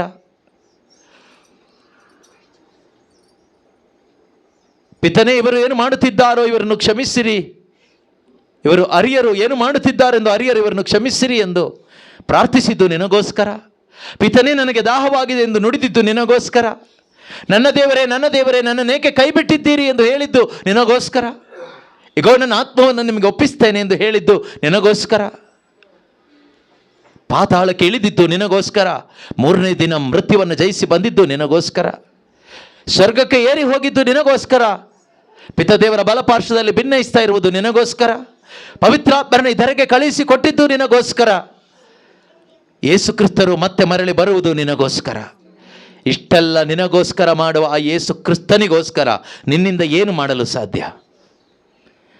ದೇವರಿಗೆ ನಿನ್ನ ಆಸ್ತಿ ಬೇಡ, ಹಣ ಬೇಡ, ಕಾಣಿಕೆ ಬೇಡ, ನಿನ್ನ ಯಾವ ಪ್ರಾರ್ಥನೆ ಏನು ಬೇಡ. ಯೇಸು ಬಯಸ್ತಾ ಇರೋದು ಒಂದೇ ಒಂದು, ಪಾಪವನ್ನು ಬಿಟ್ಟು ಬಿಡು. ಪಾಪ ಮಾಡುವ ಪಾಪದ ಜೀವಿತವನ್ನು ಬಿಟ್ಟು ಬಿಡು. ನಿನ್ನ ಸ್ವಾರ್ಥದ ಜೀವನವನ್ನು ಬಿಟ್ಟು ಬಿಡು. ಪಾಪಕ್ಕೆ ವಿಮುಖನಾಗು. ಸ್ವರ್ಗದಲ್ಲಿರುವ ತಂದೆಯಾದ ದೇವರ ಕಡೆಗೆ ತಿರುಗಿಕೋ. ದೇವರು ಕೊಟ್ಟ ಪವಿತ್ರಾತ್ಮರನ್ನು ಸ್ವೀಕಾರ ಮಾಡು. ದೇವರ ಮಗನಾಗಿ ಜೀವಿಸು. ಕೃತಜ್ಞತೆ ಉಳ್ಳವನಾಗಿ ಜೀವಿಸು. ಅಷ್ಟೇ ದೇವರು ನಮ್ಮಿಂದ ಬಯಸ್ತಾ ಇರೋದು. ದೇವರ ಸಂತೋಷದಲ್ಲೂ ಸೌಭಾಗ್ಯದಲ್ಲೂ ಭಾಗಿಯಾಗಿ ಆನಂದದಿಂದ ಬದುಕಬೇಕು. ಅದೇ ದೇವರು ಬಯಸ್ತಾ ಇದ್ದಾರೆ. ತೀರ್ಮಾನ ಮಾಡಿ, ದೇವರೇ, ಇಷ್ಟು ದಿನ, ಎಷ್ಟು ವರ್ಷಗಳು ನನ್ನದೇ ಆದ ಇಚ್ಛೆ ಪ್ರಕಾರ ಬದುಕದೆ ನಿನ್ನ ಇಚ್ಛೆ ಏನು ಎಂದು ತಿಳಿಯಬೇಕು ಎಂದು ಯಾವತ್ತೂ ನಾನು ಬಯಸಲಿಲ್ಲ. ನನ್ನ ಸ್ವಂತ ಇಚ್ಛೆಯ ಪ್ರಕಾರ, ನನ್ನ ಮನಸ್ಸಿನ ಇಚ್ಛೆಯ ಪ್ರಕಾರ ನಾನು ಬದುಕಿದೆ. ಹೀಗೋ ಸ್ವಾಮಿ, ಇನ್ನು ಮುಂದೆ ನನ್ನ ಇಚ್ಛೆಯಂತೆ ಅಲ್ಲ, ನಿನ್ನ ಇಚ್ಛೆಯಂತೆ ನನ್ನಲ್ಲಿ ನೆರವೇರಲಿ ಸ್ವಾಮಿ. ಈ ಲೋಕಕ್ಕಾಗಿ ಅಲ್ಲ ನನ್ನ ಜೀವನ, ಸ್ವರ್ಗಕ್ಕಾಗಿ, ಪರಲೋಕಕ್ಕಾಗಿ ನನ್ನನ್ನು ನೀವು ಸೃಷ್ಟಿ ಮಾಡಿದ್ದೀರಿ. ಈ ಸತ್ಯವನ್ನು ತಿಳಿಸಿಕೊಟ್ಟಿದ್ದಕ್ಕಾಗಿ ಸ್ತೋತ್ರ ಅಪ್ಪ. ಯೇಸುವೆ, ನಿಮ್ಮ ಶಿಲುಬೆ ಮರಣದ ಮುಖಾಂತರವಾಗಿ ನನ್ನ ಎಲ್ಲ ಪಾಪಗಳನ್ನು ಕ್ಷಮಿಸಿದ್ದಕ್ಕಾಗಿ ಸ್ತೋತ್ರ. ಸೈತಾನನ ಅಧೀನದಲ್ಲಿದ್ದ ನನ್ನ ಜೀವಿತವನ್ನು ನೀವು ಬಿಡುಗಡೆಗೊಳಿಸಿದ್ದಕ್ಕಾಗಿ ಸ್ತೋತ್ರ. ಪಾಪದ ಬಂಧನದಿಂದ ಬಿಡುಗಡೆ ಮಾಡಿದ್ದಕ್ಕಾಗಿ ಸ್ತೋತ್ರ. ಶಾಪದ ಬಂಧನದಿಂದ ಬಿಡುಗಡೆ ಮಾಡಿದ್ದಕ್ಕಾಗಿ ಸ್ತೋತ್ರ. ಯೇಸುವೆ, ನೀವು ನನಗೆ ರಕ್ಷಣೆ ಕೊಟ್ಟು ನನ್ನ ರಕ್ಷಕನಾಗಿ ನನ್ನಲ್ಲಿ ಜೀವಿಸುತ್ತಿರುವುದಕ್ಕಾಗಿ ಸ್ತೋತ್ರ. You are my redemption Lord. ನೀವೇ ನನ್ನ ರಕ್ಷೆಯಾಗಿದ್ದೀರಿ, ಅದಕ್ಕಾಗಿ ಸ್ತೋತ್ರ. ಯೇಸುವೇ, ನನ್ನ ನಿತ್ಯ ರಕ್ಷೆಯಾಗಿ ನೀವೇ ನನ್ನಲ್ಲಿ ಇದ್ದು ಮುಂದಿನ ಮಹಿಮೆಯ ನಿರೀಕ್ಷೆಗೆ, ಆ ರಕ್ಷಣೆಗೆ, ಸಂಪೂರ್ಣ ರಕ್ಷಣೆಗೆ, ವಿಮೋಚನೆಗೆ ಆಧಾರವಾಗಿ ನನ್ನಲ್ಲಿ ಇರುವಾತನೇ ನಿಮಗೆ ಕೋಟಿ ಕೋಟಿ ಸ್ತೋತ್ರ ಅಪ್ಪ. ಹಾಲೇಲೂಯ. ಯೇಸುವೇ ಸ್ತೋತ್ರ, ಸ್ತೋತ್ರ, ಸ್ತೋತ್ರ. ಯೇಸುವೇ ವಂದನೆ. ಹಲ್ಲೇಲೂಯ. ಅಪ್ಪ ತಂದೆಯೇ ಸ್ತೋತ್ರ, ಸ್ತೋತ್ರ, ಸ್ತೋತ್ರ. ಅಂಧಕಾರದ ಆಡಳಿತದಿಂದ ಬಿಡುಗಡೆ ಮಾಡಿ ಯೇಸು ಕ್ರಿಸ್ತನ ಬೆಳಕಿನ ರಾಜ್ಯಕ್ಕೆ ನನ್ನನ್ನು ಯೋಗ್ಯನನ್ನಾಗಿ ಕರೆತಂದ ದೇವರೇ, ನಿಮಗೆ ಸ್ತೋತ್ರ ಅಪ್ಪ. ನಿಮ್ಮ ಅಪಾರ ಕರುಣೆಗಾಗಿ ಸ್ತೋತ್ರ, ನಿಮ್ಮ ಕೃಪೆಗಾಗಿ ಸ್ತೋತ್ರ ಅಪ್ಪ. ಆ ಕರುಣೆಯನ್ನು, ಕೃಪೆಯನ್ನು ಎಲ್ಲರೂ ಅನುಭವಿಸುವಂತೆ ಆಗಲಿ ಅಪ್ಪ. ಈ ಮನೆಯಲ್ಲಿ ಯಾರೆಲ್ಲ ಇದ್ದಾರೋ, ಆನ್ಲೈನ್ನಲ್ಲಿ ಯಾರೆಲ್ಲ ಭಾಗವಹಿಸ್ತಾ ಇದ್ದಾರೋ, ವೆಬ್ಎಕ್ಸ್ನಲ್ಲಿ ಯಾರೆಲ್ಲ ಪ್ರಾರ್ಥನೆಯಲ್ಲಿ ಭಾಗವಹಿಸ್ತಾ ಇದ್ದಾರೋ, ಯೇಸುವೇ, ನಿನ್ನ ಕರುಣೆಯನ್ನು, ಕೃಪೆಯನ್ನು ಅವರೆಲ್ಲರೂ ಅನುಭವಿಸುವಂತೆ ಆಗಲಿ ಅಪ್ಪ. ಯಥೇಚ್ಛವಾದ ನಿನ್ನ ಕೃಪೆ ಎಲ್ಲರ ಜೀವಿತದಲ್ಲಿ ಅನುಭವವಾಗಲಿ ಸ್ವಾಮಿ, ಅನುಭವ ಆಗಲಿ ಅಪ್ಪ. ಈ ಕುಟುಂಬದಲ್ಲಿ ಜೀವಿಸುವ ಪ್ರತಿಯೊಬ್ಬರು ಕ್ರಿಸ್ತ ಯೇಸುವಿನ ಶಾಂತಿ, ಸಮಾಧಾನ, ಆನಂದದಲ್ಲಿ ಸದಾಕಾಲ ನಿತ್ಯ ಜೀವನವನ್ನು ಜೀವಿಸುವಂತೆ ಆಗಲಿ ಅಪ್ಪ. ಇಲ್ಲಿ ಬಂದಿರೋ ಪ್ರತಿಯೊಬ್ಬರು ಕೂಡ ಆ ನಿತ್ಯ ಜೀವಕ್ಕಾಗಿ ಬದುಕುವಂತೆ ಆಗಲಿ ಅಪ್ಪ. ಯೇಸು ಕ್ರಿಸ್ತನ ಅನ್ಯೋನ್ಯತೆಯಲ್ಲಿ ಯೇಸುವಿನ ಸ್ವಭಾವವುಳ್ಳವರಾಗಿ ಪ್ರತಿಯೊಬ್ಬರು ಪ್ರೀತಿಯಲ್ಲಿ ಜೀವಿಸುವಂತೆ ಆಗಲಿ ಅಪ್ಪ. ಎಲ್ಲ ಥರದ ದ್ವೇಷ, ದೂಷಣೆಗಳು, ಸೈತಾನನ ಕಾರ್ಯಗಳು ಲಯವಾಗಿ ಹೋಗಲಿ ಯೇಸು ನಾಮದಲ್ಲಿ. ಯೇಸುವೇ, ನಿಮ್ಮ ಪ್ರೀತಿ ಒಂದೊಂದು ಹೃದಯಗಳಲ್ಲಿಯೂ ತುಂಬಲ್ಪಡಲಿ ಅಪ್ಪ. ನೊಂದು ಹೋದ ಹೃದಯಗಳಲ್ಲಿ, ಕುಂದಿ ಹೋದ ಹೃದಯಗಳಲ್ಲಿ ಯೇಸುವಿನ ಪ್ರೀತಿ ಸ್ವೀಕಾರವಾಗಲಿ, ಯೇಸುವಿನ ಶಾಂತಿ ಸ್ವೀಕಾರವಾಗಲಿ. ಯೇಸುವೇ, ನೀವು ಹೇಳಿದ್ದೀರಿ, ಒಂದು ಮನೆಗೆ ಹೋದಾಗ ಮನೆಗೆ ಶಾಂತಿಯನ್ನು ಹೇಳಿರಿ ಎಂದು. ನಿಮ್ಮ ನಾಮದಲ್ಲಿ ಮನೆಗೆ ಶಾಂತಿಯನ್ನು ಕೋರ್ತಾ ಇದ್ದೇವೆ. ಇಲ್ಲಿ ವಾಸ ಮಾಡುವ ಎಲ್ಲರಿಗೂ ಶಾಂತಿಯನ್ನು ಕೋರ್ತಾ ಇದ್ದೇವೆ. ಇಲ್ಲಿ ಬಂದಿರುವ ಪ್ರತಿಯೊಬ್ಬರ ಕುಟುಂಬಗಳಿಗೂ ಶಾಂತಿಯನ್ನು ಕೋರ್ತಾ ಇದ್ದೇವೆ. ಯೇಸು ಕ್ರಿಸ್ತನ ಪುನರುತ್ಥಾನದ ಶಾಂತಿ, ಸಮಾಧಾನ ಇಲ್ಲಿರುವ ಪ್ರತಿಯೊಬ್ಬರಲ್ಲಿಯೂ ಸ್ವೀಕಾರವಾಗಲಿ ಅಪ್ಪ. ಯಾರೆಲ್ಲ ವೆಬ್ಎಕ್ಸ್ನಲ್ಲಿ, ಆನ್ಲೈನ್ನಲ್ಲಿ ಜಾಯಿನ್ ಆಗಿದ್ದಾರೋ ಅವರೆಲ್ಲರ ಕುಟುಂಬಗಳಲ್ಲಿಯೂ ಹೃದಯಗಳಲ್ಲಿಯೂ ಕ್ರಿಸ್ತ ಯೇಸುವಿನ ಪುನರುತ್ಥಾನದ ಶಾಂತಿ ಸ್ವೀಕಾರವಾಗಲಿ. ಹಾಲೆಲೂಯ. ಯೇಸುವೇ, ಸ್ತೋತ್ರ ಸ್ತೋತ್ರ. ಎಲ್ಲ ಅಸಮಾಧಾನ ದೂರವಾಗಲಿ ಅಪ್ಪ. ಹಾಲೆಲೂಯ. ಎಲ್ಲ ಥರದ ಸೈತಾನನ ಕಾರ್ಯಗಳು ಲಯವಾಗಲಿ ಅಪ್ಪ. ಈ ಮನೆಯಲ್ಲಿಯೂ ಮನೆಯವರಲ್ಲಿಯೂ ದೇವರ ಮಹಿಮೆ ಬೆಳಗಲ್ಪಡಲಿ ಅಪ್ಪ. ದೇವರ ಕಾರ್ಯ ಮನೆಯಲ್ಲಿ ಕಾಣುವಂತೆ ಆಗಲಿ ಅಪ್ಪ. Thank you Holy Spirit. Hallelujah. ಯೇಸುವೇ, ಸ್ತೋತ್ರ ಅಪ್ಪ, ಸ್ತೋತ್ರ ಅಪ್ಪ, ಸ್ತೋತ್ರ ಅಪ್ಪ. ಎಲ್ಲವನ್ನ ಒಳಿತಾಗಿಸಿದ ದೇವರೇ ನಿಮಗೆ ಸ್ತೋತ್ರ ಅಪ್ಪ. ಎಲ್ಲವನ್ನು ಹೊಸದಾಗಿಸಿದ ಕರ್ತನೇ ನಿಮಗೆ ಸ್ತೋತ್ರ ಅಪ್ಪ. Thank you Jesus. Hallelujah, hallelujah. ಅಪ್ಪ, ತಂದೆಯಾದ ದೇವರೇ, ಈ ಮನೆಯಲ್ಲಿಯೂ ಮನೆಯವರ ಮುಖಾಂತರವಾಗಿಯೂ ನಿಮ್ಮ ಶುಭ ಸಂದೇಶ ಇನ್ನೂ ಹೆಚ್ಚಾಗಿ ಹಬ್ಬಿ ಹರಡಲಿ ಅಪ್ಪ. ಹರಡಲಿ ಅಪ್ಪ. ಶುಭ ಸಂದೇಶ ಈ ಕುಟುಂಬದವರ ಮುಖಾಂತರವಾಗಿ ಈ ಊರಿನಲ್ಲಿಯೂ ಅನೇಕ ಕಡೆಗಳಲ್ಲಿಯೂ ತಲುಪುವಂತೆ ಆಗಲಿ ಸ್ವಾಮಿ. ನಾವು ನಮಗಾಗಿ ಬದುಕದೆ ಶುಭ ಸಂದೇಶಕ್ಕಾಗಿ, ದೇವರ ವಾಕ್ಯಗಾಗಿ, ಸುವಾರ್ತೆಗಾಗಿ, ಯೇಸು ಕ್ರಿಸ್ತನಿಗಾಗಿ ಬದುಕಲು ಬೇಕಾದ ಆ ಕೃಪೆ, ಶಕ್ತಿ ಒಬ್ಬೊಬ್ಬರಲ್ಲಿ ತುಂಬಲ್ಪಡಲಿ ಅಪ್ಪ. Thank you Lord. Thank you Jesus. Hallelujah. ಯೇಸುವೇ, ಸ್ತೋತ್ರ ಸ್ತೋತ್ರ ಸ್ತೋತ್ರ. ಎಲ್ಲ ಒಳ್ಳೆಯದೇ ಆಗಿದೆ ದೇವಾ, ನೀವು ಪ್ರೀತಿಸಿದ ನಮಗೆ. ಎಲ್ಲ ಒಳ್ಳೆಯದೇ ಆಗಿದೆ ದೇವಾ, ನೀನು ಪ್ರೀತಿಸಿದ ನಮಗೆ.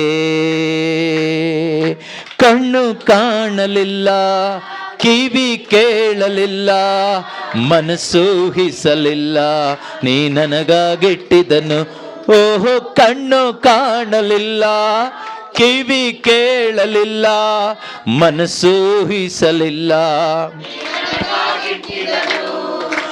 ಎಲ್ಲ ಒಳ್ಳೆಯದೇ ಆಗಿದೆ ದೇವಾ, ನೀನು ಪ್ರೀತಿಸಿದ ನಮಗೆ. ಎಲ್ಲ ಒಳ್ಳೆಯದೇ ಆಗಿದೆ ದೇವಾ, ನೀನು ಪ್ರೀತಿಸಿದ ನಮಗೆ. Hallelujah, hallelujah, hallelujah, hallelujah, hallelujah, hallelujah. ಯೇಸು ಕ್ರಿಸ್ತರೇ ನಮ್ಮ ಪ್ರಭು, ಇಂದಿಗೂ ಎಂದೆಂದಿಗೂ ರಾಜ್ಯಭಾರವು, ಅಧಿಕಾರವು, ಮಹಿಮೆಯು ಸದಾಕಾಲಕ್ಕೂ ತ್ರಿಯೇಕ ದೇವರಿಗೆ ಮಾತ್ರ ಸಲ್ಲಲಿ. ಆಮೆನ್.